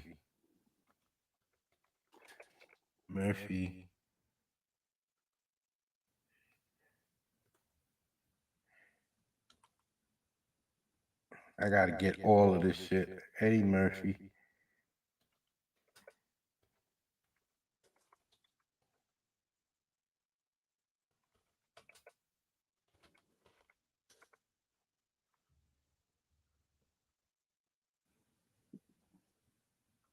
Here you go. So sweet, so crispy. Wait a minute, wait, stop right. Just taste the soup. He says, there's something wrong with the soup. Soup too hot. He says, what's wrong? Is the soup too cold? Will you just taste the soup? All right, I'll taste the soup. Where's the spoon? Aha. I gotta get that part. What do you know from nothing? What do you know from nothing? Yeah, get out of my face. What do you know from funny, you bastard? Yeah, bastard. What do you know from funny, you bastard? Yeah. I gotta get that part. I gotta clip that shit and put it in my fucking videos. All right. It's about that time I get up on out of here. I've had my fun. I did my bid. But we'll be back. We're going to try and keep it going. We're going to try to keep our get back into our art, and I want to be drawing some pages soon. On my other channel, we're going to be doing some pages, and we on 2 books, because the God Tomb and for Might. So we got pages to do. I'm going to be putting in some hard work these next few weeks. But and you're gonna be able to see the God Tomb. I'm gonna try and keep to that shit on my channel. Do some pages for God Tomb. It's supposed to be a short book, but I'm just gonna do it. I'm gonna wing it because I already know the story. I'm gonna try to wing it and see what we can put together. I'm gonna do it on a live stream and probably start tomorrow. I'm going to work on some big men tomorrow, but I'm going to work on some big men and try to do a couple of tutorials like hands and faces and torsos and feet and shit like that. And then after that, I'm going to work on the big men, and for the rest of the time, I'm going to be working on those pages, trying to get my techniques together. That's all I can say, man. That's all I can do. Try and get my book out and make it something worthwhile. Because I am extremely thrilled about the stories that I've been coming up with, the plot lines, and I think it's a great fucking thing that's gonna come out of this, because we're gonna have a lot of characters, and that's the best part.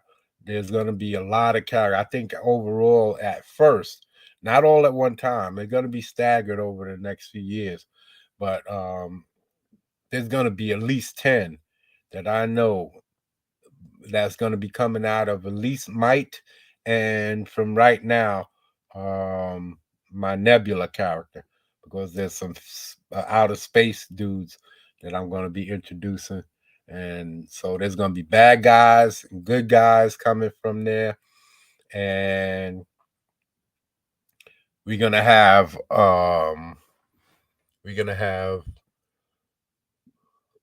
we got the regular main groups of dudes, and then we're going to be bringing in guys, and man, there's this one character I can't wait to get to, because he's going to be a speed racer X type of character, and where he's going to be mysterious, pops in and out from time to time. I think I spoke on him before, and I can't wait. I just can't mention anything about it, and that's what's the rough part about it. I can't even mention the name, because the name is something that someone can be able to run with, here, snatch it up and run with. I heard John Malin saying the other day that he had a character that he couldn't believe nobody snatched up that name yet. And that's what I got. I got a bunch of characters that I can't. The Nebula character that I'm using, he's a character that I can't even bring up his name, because it's going to spoil it. Because other motherfuckers are going to get the chance to fucking just run with it. And I'm not going to try to give that up. And that's why I can't really talk. I want to talk about it so much. I used to talk with my nephew and tell him all about my stories and the ideas that I was coming up with, because he drew and he claimed he made up a couple of characters. So I felt that I could share with them. So, but that shit is past now. I don't have anybody to actually go into depth, and it helps me with my thinking, right? Coordinating my thoughts and stuff like that. So that's basically my thing right now. I'm trying to work out my story, and I wish I had somebody I could talk with about it, but gotta deal with what I gotta do with, man. So I'm just gonna keep putting these stories together, and I try my best not to let anything slip, because I want to let something slip so bad. I really I want people to be impressed, I guess. And it's not gonna happen for me if I just run off at the lip. You have to see it within the story. And because if I start running off at the lip, I'm gonna blow some of my plot lines and all of that. It's difficult for me because I know how the future stories on some of these are gonna go, and that they have, some of them have direct tie-ins to Might. So I have future stuff that I want to do with Might out in space, and that's basically in the domain of my Nebula character. And just finding out that there's 3,000 nebula in the Milky Way, and that shit opened up my brain. I was like, wow, there's so many possibilities having 3,000 nebula. There's so many different things could come out of that alone. So I am looking forward to, and with the storyline that I'm already starting out with, that's basically the origin. That is meaty on itself, on its own. And I'm loving working through that. And I wish that I wish I had some other writers that I could trust. See, again, I'm nothing against them, because there's no way I could have anything against them. But he's worked in the business for so long, so of course he knows people. He has time to develop rapport with these people. But Dan Frager, I see how he has writers and inkers that he works with, or colorists that he works with, and just same as well, not the same, because EVS does it all himself except for the colors. And but to have somebody that you can trust and discuss things with, and be assured that it won't go any further, because they're looking for the best for you also, that's a precious thing. And I hope to gain that at some point in the future amongst some of the CG crowd.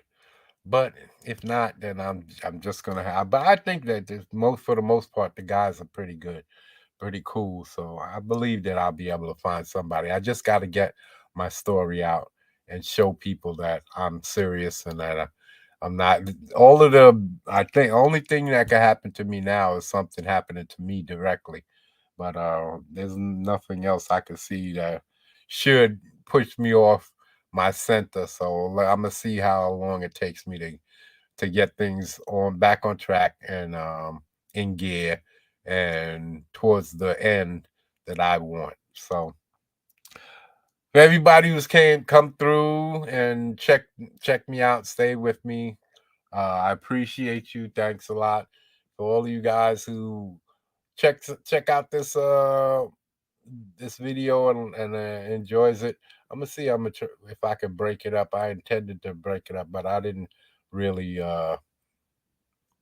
have segments. I didn't speak in segments, and keep things separated, and go for 10 and 5 to 10 minutes pop. I kind of let it all run into each other, so I got to try and keep my thoughts separated. I'm gonna see what I can get out of this, and whatever I don't get, I'll do separate and put them out as videos. But then till the next time, I'll probably do a live stream on my art channel so I could talk about some of the shows that's been on the Hulk and stuff. I'm going to be back though on Saturday to talk about this stuff and Game of Thrones. All right. I'm out of here, people. So like, subscribe. Please help a brother out. Help us build this channel up. Help us to build the channel up. Like, subscribe, and share.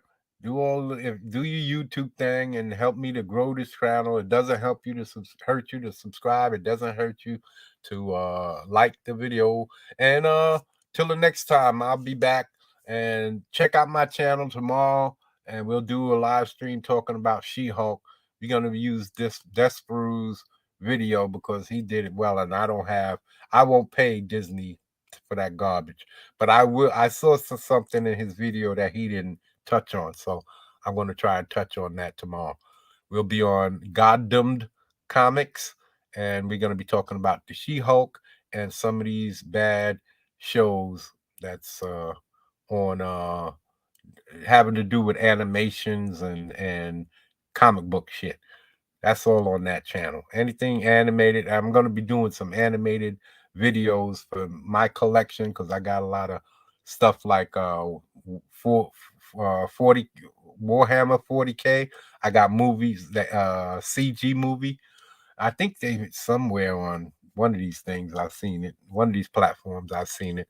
But I've got that. I've got all of the Resident Evil movies. I've got the Final Fantasy movies. I got a bunch of shit, so I can do a bunch of animated movie reviews of the movies that I have in my possession. I got some animes like Princess Mononoke. I got Akira, Ninja Scroll. I got a bunch of them shits. I got a bunch more, but they're on VHS. And until I can clean up and get one of my VHS machines working properly so that I could play them and then maybe hopefully copy them onto a disc, and then I can really go to work.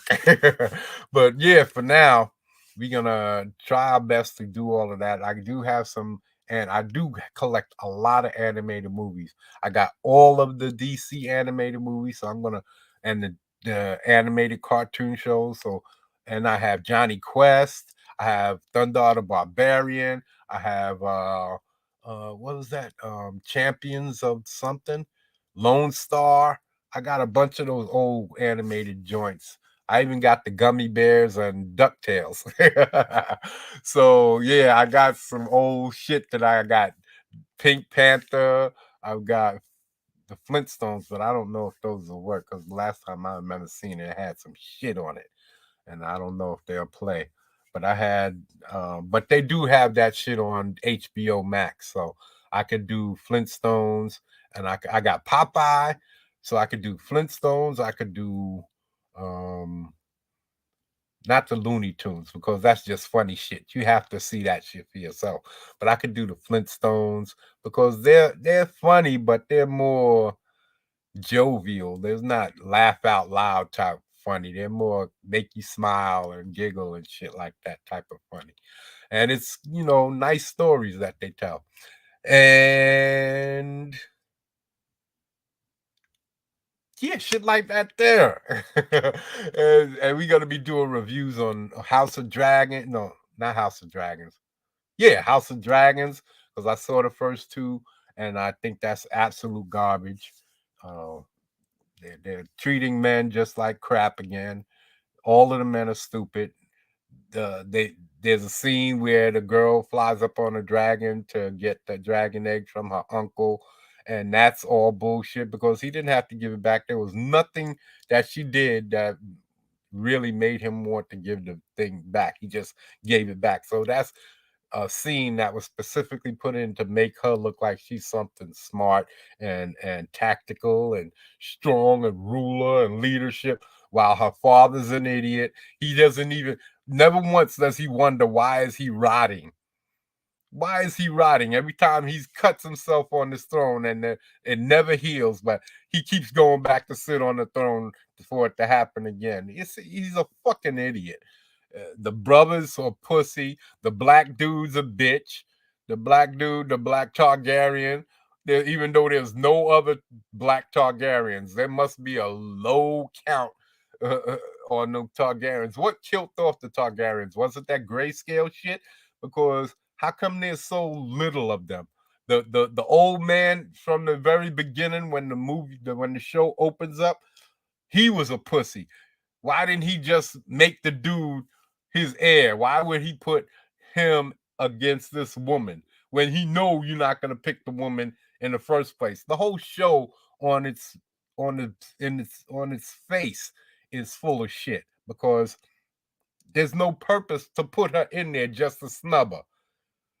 Why put her up for when you know that no man is gonna choose her? And then every time you turn around, all of the men are saying, let's put a girl in there as a queen. Let's put the girl in. And then they don't want to put the girl in because in order to make them sexist, no, we have to find another male heir. It's just so stupid. The whole thing is ridiculous, man. When they should have been focused on the crab feeder. They should have been focused on the crab feeder, dude. It's just ridiculous, man. I'm gonna do a complete review on the whole episode and how it's working out. I'm gonna do one, and then I'm gonna do two, and I'll post them because it's a really, really pitiful. It's better done than some of these SJW shows but it's still blatant. It's still blatant in your face that the men are idiots, the women are the real power. How are they anything? They didn't conquer anything. They make a point of saying that the men haven't fought anyone in 70 years. What have you fought? What have you fought? Come on, man. And then these women are supposed to be put in charge for what? They have the girl as a cupbearer. Why? Why would the king have his daughter as a cupbearer to the council unless it's specifically to train her to take over power, which he never brings up? It would have been better if she would have said, I don't want to do this. No, I want you to learn this because it's something that you should learn, because it's going to teach you how to you'll learn how the men think and how to govern, and you'll be a better leader, an opportunity to be a leader in the future. But he doesn't want her to be a heir. So why have her as a cupbearer in there listening to everything and then interfering where you know that they would never let no woman speak out like that in the middle of unless she's holding a high position. They would never let a woman speak like that. They didn't do it in the first show. Why all of a sudden, when you're 100 and almost 200 years in the past, are all of the men pussies? These strong Targaryens who came over and conquered the whole fucking continent, but they're bitch made for these women. Oh, we want these women to rule us. Why? I don't see it, but that's the way they're making it these days. All of these frail ass, weak ass men, weaker mind, weaker body, these ugly ass chicks that they putting in there. There's not one girl that doesn't look like some kind of a frog. I don't understand it. Beauty is against the law. I'm telling you, pretty women better watch out, man. They're gonna have y'all in these hijabs and all of that shit. Ugly women are gonna want to cover y'all up because they taking y'all out of the movies and TV. They scrubbing y'all motherfuckers right out of there so that they can feel better about themselves. But that's how it is. So, all right, y'all, let me get the fuck up out of here, man. I'm going to come back and talk about that shit on Saturday, because Friday I want to be on the other channel doing my Hulk reviews and shit like that. So go to Goddomned, GODDOMNED Comics, and I'll be over there. I'm gonna try and put that shit up on Twitter so that you can lead it right to the channel on my Twitter. I'm Monstrositus X on Twitter. Yeah. So other than that, let me get the fuck up out of here. I need to get me some food in my stomach and some libation and get to work on these ragmen, because I have a video that I got to make a before and after, but showing you how I set it up and then show it how it looks after, how I create these are how I used to do it as a child. So they're not the newfangled up-to-date one with the skeletons, even though I'm working on two of those right now. So, but that's another thing. I'm all over the place. My head is all over the place. But when I'm not working on my art or my writing, I'm working on my ragman, because that's more me. It's all me. Nobody else on the planet is doing ragman. And once you see it, you'll know what I'm talking about. I got friends online or dudes who I play video games with who they call them dolls, the rag doll, your little rag doll. So that's just I call them rag men, and I made sure to make the distinction that they're not dolls, they rag men. But they want to try to rub it in my face. But all right, once I'm making some money off of these motherfuckers, y'all ain't gonna be calling them no dolls no motherfucking more. That's all right. Y'all can try and rub that shit, but that's what greatness is. See, when the girl called me a genius, I took a little issue because I'm not a genius. I'm not. But the original meaning for genius, I might be. I might rob it. I might. I might rob it. I might. I might just be a genius, because genius back in the day when Da Vinci and all of those great artists, it just meant somebody who created something that other people will follow and admire. And I think that I'm creating something that other people will follow, that I've seen no one else do. I've seen people make paper mache on YouTube. I've seen people make cut aluminum cans and make Iron Man figures. I've seen them make plastic figures. I've seen them make all kinds of figures, but I have never seen not one person make a rag man. So, and this is going to be detailed. The ones that I want to sell, really, the ones they have skeletons. They have, you can shrug the shoulders. The big ones, the ones that the smaller ones, I only intended them to be around 12, 13, maybe 14 inches at best. But the way it's turning out, it's going to be at least 16 to 17 inches tall. So I want to pack muscle on them and then put the right type of cloth and leather and armor and stuff on them. Give them gladiator type armor. Put some swords and shit. I learned how to whittle tongue depressors and popsicle sticks into Bowie knives and daggers and swords and shit when we was kids. And this is how I used to make extra stuff for me to play with when I was a kid, because my parents wasn't buying all of that shit. They bought something once a year for Christmas, and that was it. You better fucking make that shit last, because you ain't getting nothing else until next Christmas. Not even on my birthday did I get toys and shit. I might have got a card. That's it. But yeah, so we had these books, and they had shit in it that gave us a little diagram on how to do certain things, and I took it to the next step. And so I'm going to show you. I'm going to have clothes on him, and I'm going to put leather around his arms and for braces, and try to put some boots on him and stuff like that. And then I'm going to show you the after. I'm not going to show you how I do the middle parts. you're gonna have to figure it out for yourself, because this is a if I'm the one who invented this and there's nobody else on the planet doing it but me, I think I should reap some of the benefits. So if I'm able to sell it, I'm gonna try to sell them, and y'all gonna just have to figure it out. Maybe buy 2 of the motherfuckers and tear one apart, and then try to figure it out from there. But I'm not gonna show it until I'm well established as the Rag Man, the creator of the Rag Man. Especially once I get the bigger ones done with the eyebrows and the mouth and the lips and the teeth and all of that. Y'all gonna love that shit.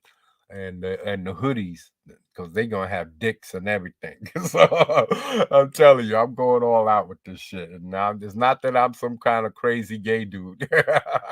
I just don't want to create no Kens over here. Being I'm going all out, and I'm gonna be charging the arm and the leg for these motherfuckers. So you're gonna get everything, hair, veins, everything I could think of to put on these motherfuckers, beards, helmets, anything that I could do and make, and I guarantee that it can happen. Like, I'm not sure if I can shape the metal into a perfect helmet, but I'm going to try to. And if not that, I'm going to try to use leather, because a lot of helmets were made out of leather.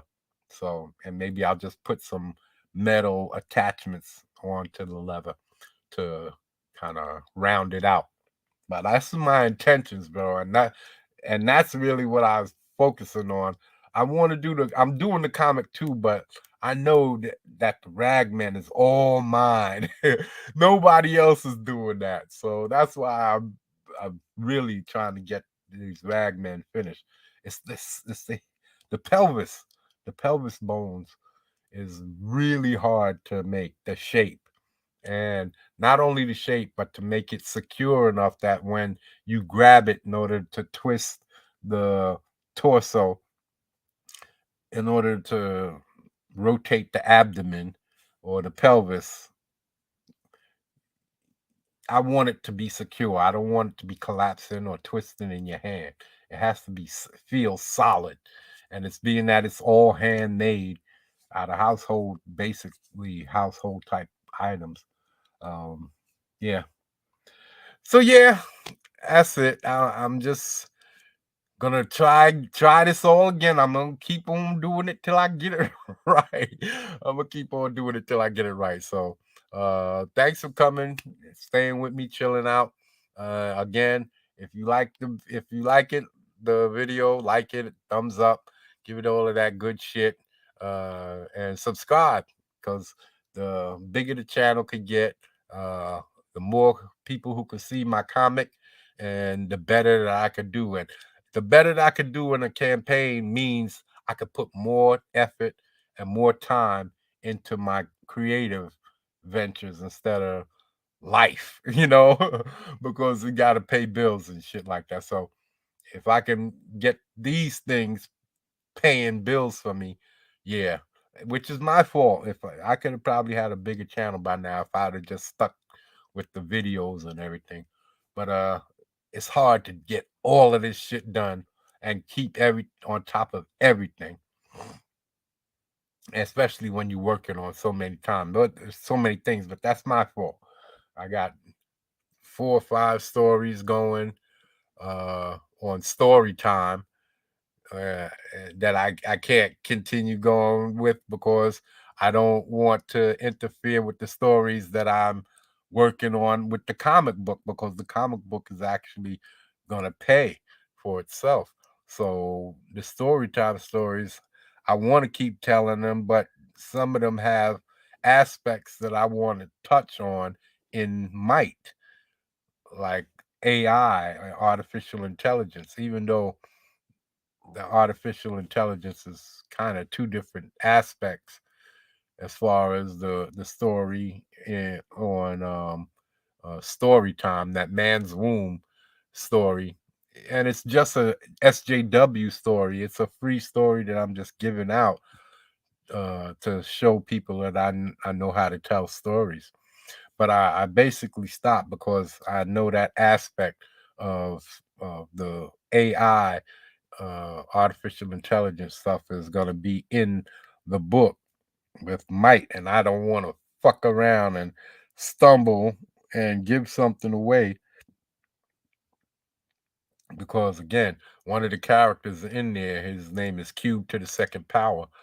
It's his thing is about AI, but it's not exactly about AI. But that's basically how he's going to be introduced about AI. He's somebody who's working on creating an AI. So yeah, these are things, and the same thing as this man's womb story. It's another dude that's creating an AI, but it's for a different purpose. The man's womb thing is about this kid who's trying to make an AI, basically because he likes technology, but the way he planned on making money off of it, or getting it out to the public, was by through sex robots. And in the a climate of a SJW gynecological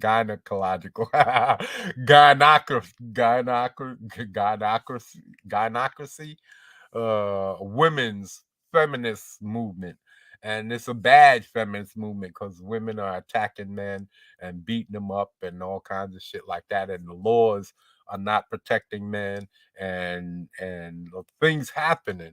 And so the only recourse is men start going to AI robots, and to the point to where they create a robot that can actually bear a man's child, and then it de-escalates into war. And that's where that story is going. Now with the AI story on Might, that's more superhero type of a story, and that's going to be growing into more aspects. And I can't even tell you a little bit about that because it's has such outreaching possibilities. I can't afford to fuck any of that up, and that's why I'm afraid to fuck around with the man's womb shit, because that's supposed to be a freebie, and that's just gonna fuck up my whole aspect if I fuck around, because I'm needing stories. I'm just one dude trying to create all of this by myself. I don't have any friends who I can work any storylines out with. I don't have any writers who I could trust not to try and steal my concepts. I don't know anybody who I could talk to. So I'm all on my own, writing this shit down and then trying to see if I can keep shit straight. Because I've got not just these stories, I've got other stories. I've got the Glyph. I've got Soulfire Lords. And there's two stories in the Soulfire Lords. One is post-apocalyptic and one is more slave thing from like Roman times. Spartacus. Think of Spartacus, the TV show. Kind of. But it's not, it's kind of before in slavery, and then it's post-slavery. So,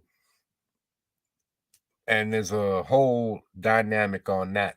So there's a whole lot of stories I got and some of them are in my head because I was listening to some George R.R. Martin, and not because I was looking for advice. I was looking for that video where he says everybody is mad. Everybody who loves Tolkien hates Tolkien. Yeah, because they fucking it up. Putting all these women in that shit and black people. No, they ain't not supposed to be no black people in Tolkien. I'm a black man and I don't want to see no black people and black elves and black dwarves in Tolkien. Some fat black bitch chick talking about there's the most stupidest shit I ever heard, that black people need to be in white culture movies in order to feel good about themselves or to improve or get to a place where we need to be. Get the fuck out of here. There's plenty of African tales that we could tell. I'm going to show you, not today, but I'm going to show you a map from the 1500s that shows dragons in Africa. So why can't we tell if people who were traveling to Africa put dragons on a map that they used to navigate the oceans, literally, not some made up treasure island bullshit, back from the 1500s, 15th century, shit like that. Motherfuckers had maps with dragons flying over black folks over Africa. So if that's the case, why can't we have black people with dragon stories? We can prove that we have the mythology in our culture too. Why do we have to be in black and white culture in order to make black mythology? I got black mythological shit going on in my shit. To tell you the truth, my Stone God story, because I fell in love with Conan the Barbarian with Arnold Schwarzenegger, and what was that animated? Oh, Lord of the Rings, the animated movie, and Fire and Ice, the Frank Frazetta, Ralph Bakshi movie, the animated movie.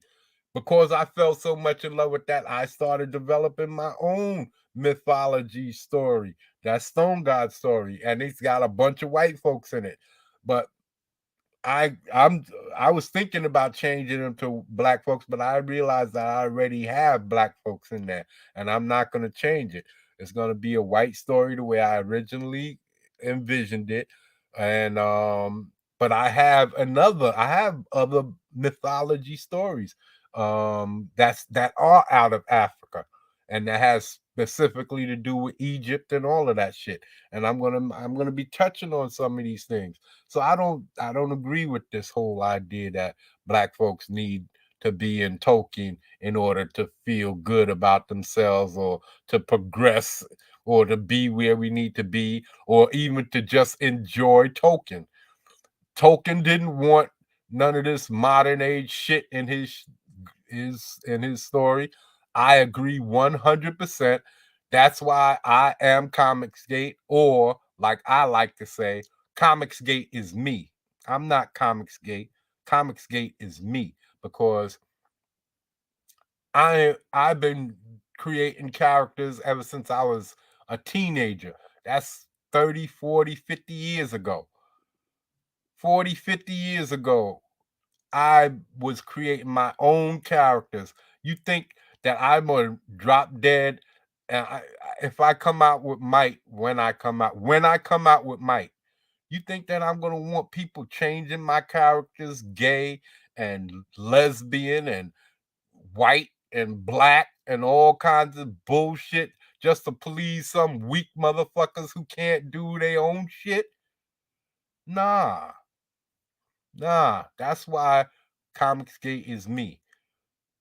I'm not Comicsgate. Comicsgate is me. I was this way long before. I would have never wanted nobody. A friend of mine, I drew a drawing and I asked a friend of mine to ink it. He turned my drawing into his drawing. He didn't ink it to where it had my look, the look of the drawing that I drew, with some aspects of his creative process in it. No, he absolutely changed everything. The knees, how narrow and bony the knees were, how big the muscles were in the thighs, everything. He turned my drawing into his drawing. He changed my curves, he changed my lines, and I hated it. I was pissed at him. I tore it up because it was one of the better drawings that I had done at that time. I was a young kid, and it was I was just getting into my drawing, and I drew one of the best drawings that I can draw, but I didn't have the confidence to ink it myself. And he's in art school. So I figured, yo, let this dude, he teaching him shit, and he fucked it up. And I was pissed because I never tried to draw that drawing again. And it was for that time, it was one of the best drawings that I had ever done. So I was highly upset over that shit, and I never let him touch another drawing of mine. And I started teaching myself how to ink and how to color. It's just that I got put out of the house. I got put out. My pops put me out after a while, and I stopped drawing for about 10 years, and then I started drawing again in the 90s, and I kept drawing until the 2000s, and then my father died, and then somewhere between 2006, 7, 8, I stopped drawing again. And I think that's when my mom's because she started getting sick later on, like around 2014, 15, something like that. But it's just I started taking on a lot more responsibilities, and I guess I kind of lost my way and I stopped drawing. And so when Comicsgate, after my mom's passed in 2016, and Comicsgate was all over the YouTube, and I was like, what the fuck is going on with this Comicsgate and Zach? Because that's the first person I saw. I got kind of, I don't know how I got moved over into watching his videos, because I was only watching how to paint in Photoshop videos. And back then in 2008 and 2009, they had a lot of nice long playing 2-hour, 3-4 hour videos.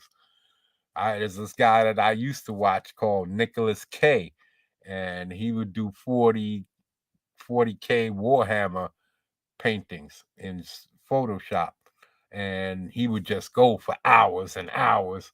And I learned so much, even though he didn't tell every little thing you should, as far as the tools that he was using in Photoshop. He was just paint.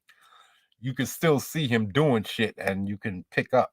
And now that I know Photoshop and Clip Studios a little bit more, I can understand a little bit more. But yeah, so yeah, I just gotta get my drawings out, and I just can't see somebody down the line because they can't see themselves in something. Then go out and create your own shit. I don't give a fuck who you are. You gay, trans, whatever. Go create your own shit. Stop looking to fuck somebody else.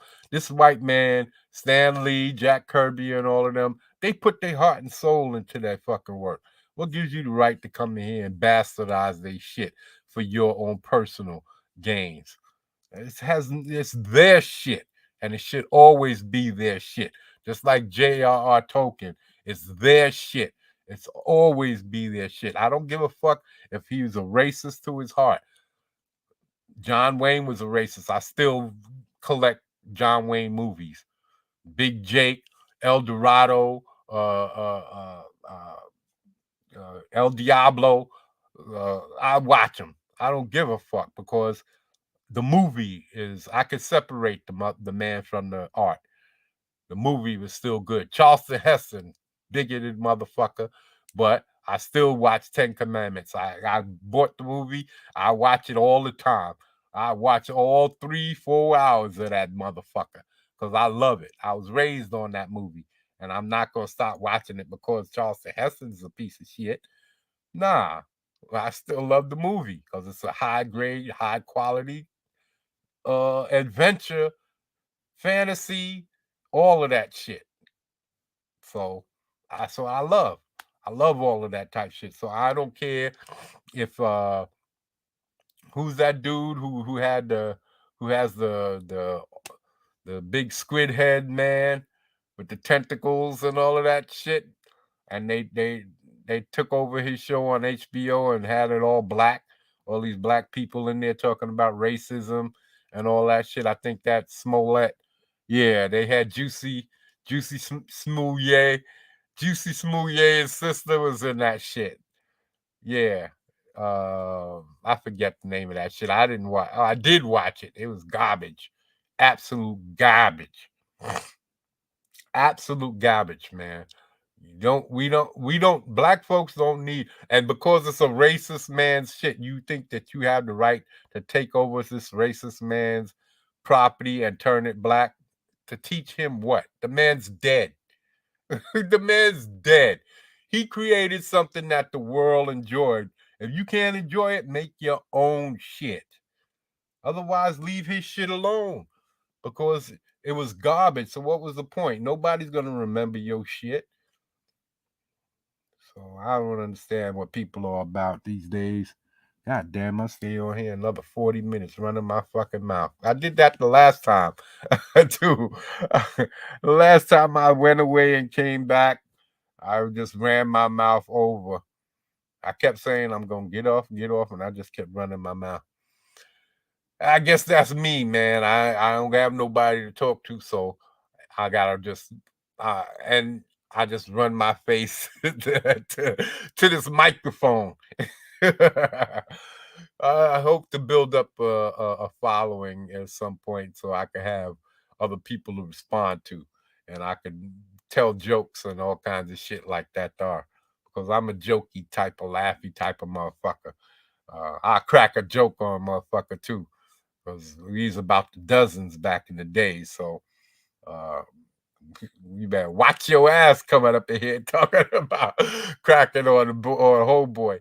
So yeah, I would love to crack some jokes, get to know some of the peoples out there in CG, and not only in CG but anybody else who's out there who wants to be down.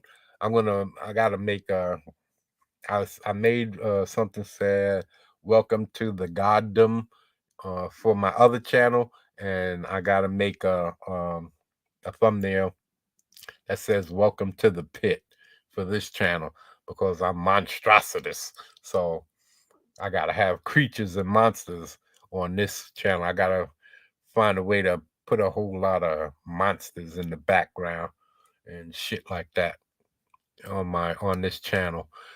I got a lot of stuff to do, so that's what I'm gonna try and be doing in these next weeks and months coming up. Try to keep focused, keep putting up these live streams, and trying to keep focused on making clips, so from the video, so that I can put them up, and then I'll hide these live streams so that the channel could grow, because that's what I understand that the algorithm looks for. They don't like live streams, so I'll either clip these and put them up on Patreon or something. I don't know. I'm not really that I really just want to sell my comic book. That's really all I want to do. But I don't know how to do that. I can't come on here and talk about Might, because it'll give away everything. I can only talk about what I've already talked about, is his origin and the opening of the book, which it is a lot. I'm glad for that, because I know I'm nothing like Young Ripper.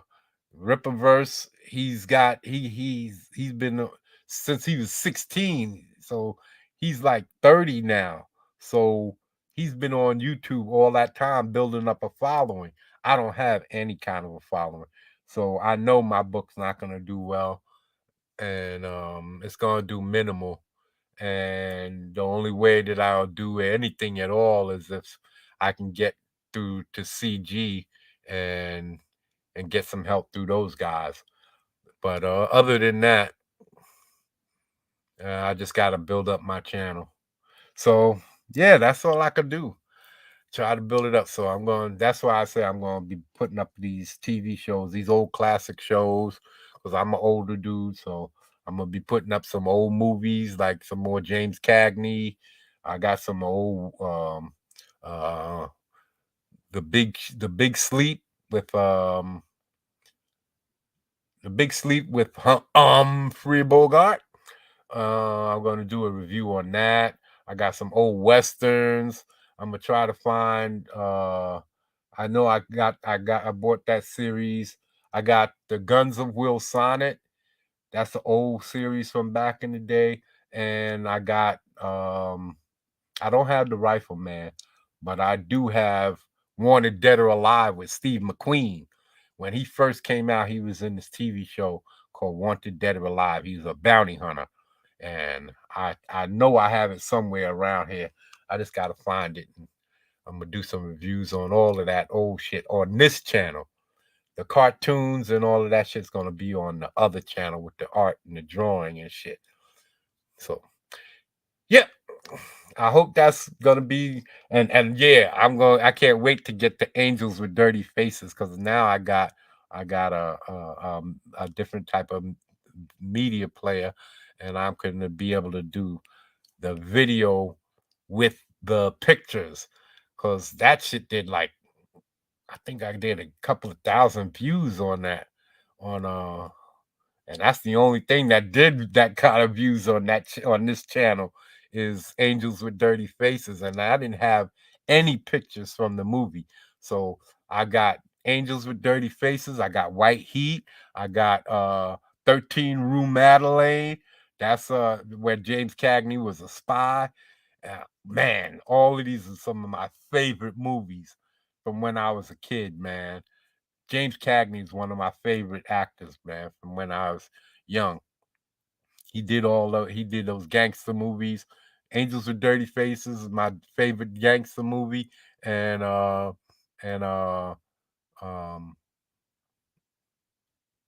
13 Rue Madeleine is my favorite spy movie pretty much from back in the day. I can't remember too many spy movies. And that was one of those 1930s, 1940s movies. So that's a really old black and white joint. And so I'm going to be I got all of that on DVD. So I'm going to be doing reviews on that. Another one called about not Hitler. It is about Hitler, bringing Hitler back to life in modern times. This dude called Joseph Mengele. He clones Hitler and is trying to bring him back. And it's called The Boys of Brazil. And he's got like 30, 40 kids around the world. And according to how Hitler was raised, Hitler had a certain stern father and a doting mother, and his father died at a certain age. So he was making these kids relive those same experiences so that they'd more or less come out exactly like Hitler did. And so that's what his intentions were. But the story doesn't go quite. And so I'm going to do the review. I'm going to have rot in all of my videos. So you don't have to worry about that. Rot, that just means spoilers. I got rot in all of my shit. So it's just going to have spoilers. So I'm going to do the full reviews. You're going to hear how it ended and all of that good shit. But if you want to see some good old reviews, well, I'm going to also do some anime shit on my other channel because I got, what's the name of that motherfucker? Record of Lodoss War. I got that whole TV series. And then after Record of Lodoss Wars were 3 movies called The Legend of Crystania. And then there was 2 or 3 other movies that came after that, completing that movie. And it was like a trilogy, I think. And I got all of that shit. So if they let me, I'm going to put that motherfucker, I'm just going to put it up because it seems like those old animes, they kind of let you slide that through because they let me practically put the whole Spriggan on this channel. You go check Spriggan, that sucker's got mad views. And that's because nobody ever seen this shit. And I showed practically the whole fucking movie. They didn't hit me with no strikes. They did demonetize me because of one section it said Spriggan in it, and he threw a sword. But other than that, I just said, fuck it. I'm going to leave it up. I'm not going to change nothing. I should have just put the whole fucking movie up there and let it play. Because I see people putting movies up now. There's movies up there now. They just put on YouTube and they let them play their shit. So I said, fuck it. I should just post my shit. So that's what I'm going to do. I'm going to do the reviews of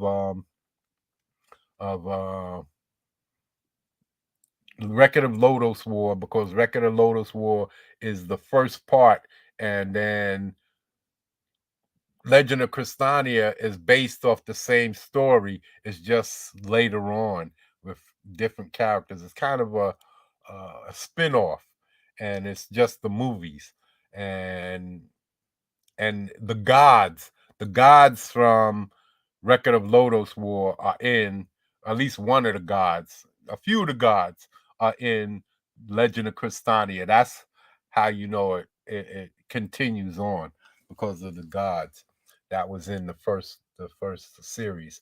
So yeah, I'm gonna do a review. I bought those. I got that on I have them on VHS, but I did manage to, there's only very few of my VHS I was able to replace with Blu-ray or DVD. And that's Ninja Scroll, Akira, Record of Lodoss War, Ninja Scroll. I said that.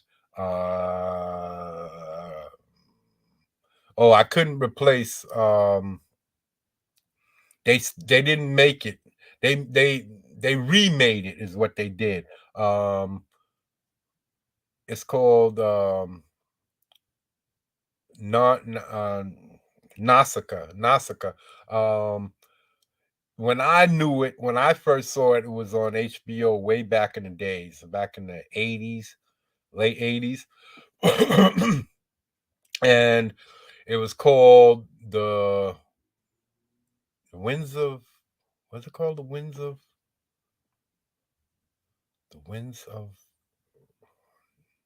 Nausicaa.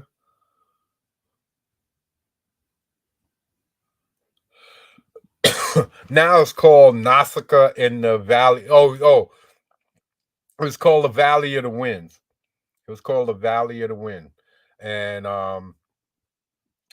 now it's called Nausicaa of the Valley of the Wind. And they changed it. Because they couldn't get the same actors, they changed all of the actors. And what happened is they wanted to add some stuff to the movie that wasn't in the first one. So the one that I have on VHS, I like that way better than the new one that they got on HBO Max and on Blu-ray and shit. I bought it anyway just to have it, and I watched it. It's all right, but they changed the pronunciation in the VHS version. The badass motherfucker was called Lord Yuppa. They call him Yupa, and everything just changed. They used Patrick Stewart to do the voice. He just did not sound right. It's not the same. You have to really see the difference. If I could find something on YouTube, because I have no way to play the VHS. Otherwise, I should have did it a long time ago. I kept saying I was gonna dub all of my VHSs onto DVDs, but I never got around to it. And now my DVD players are all fucking up, and I have to take them to somewhere to get them fixed so that I can record them. See, that's another thing, but I got to talk about that another time. How they took away our abilities to own movies. We had movies for years. Since the 80s, we was able to buy VHS and all of these different movies. And all of a sudden now, we don't have the capability of owning or recording our own shit no more, because they took it away so that they can make money. And everybody goes for it. Everybody, weak motherfuckers, instead of buy, and they see that they're losing money now behind this streaming service. Their best money was in selling the DVDs, But they didn't want to do that. They want to fucking control you. And people are so stupid. Yeah, I want to put that shit on the cloud so I don't have to have my walls all blocked up with them. Yo, I fuck that. I'll block up my walls. I'll box up my shit and stack them up. I don't give a fuck. I'd rather own my own shit so that nobody could tell me anything. They can't change my shit. They can't do nothing with my shit. It's mine. But motherfuckers now, they put them on streaming service. They cutting shit. They dubbing shit. They moving shit around, turning motherfuckers gay. They doing all kinds of shit. And you don't have no power. Your consumer power is taken away. They're doing the same shit with video games and everything, but nobody gives a fuck because they want to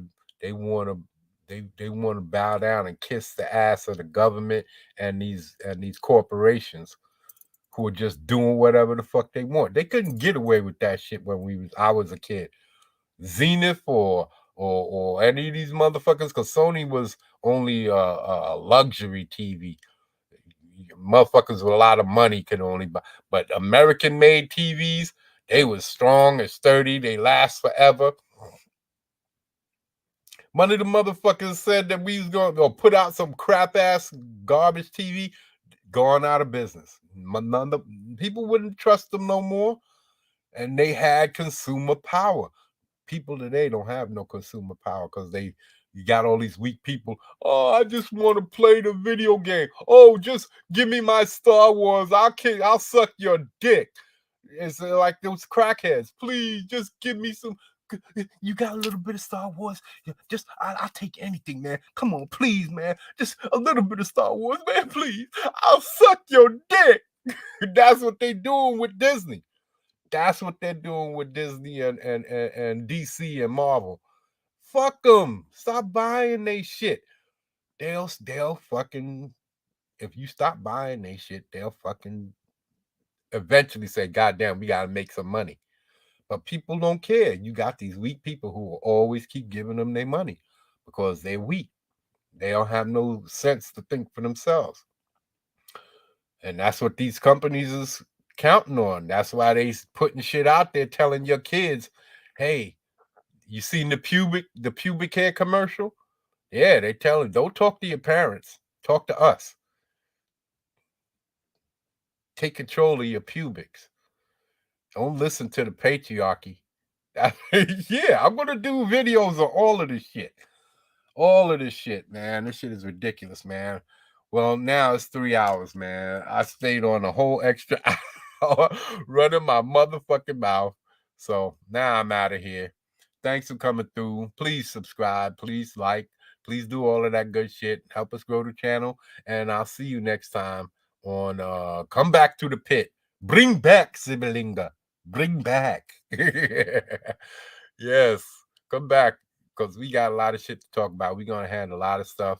We might even show a couple of reviews on our channel and all of that good shit from these old shows and these old movies. So, yeah. All right. I'm out. Peace.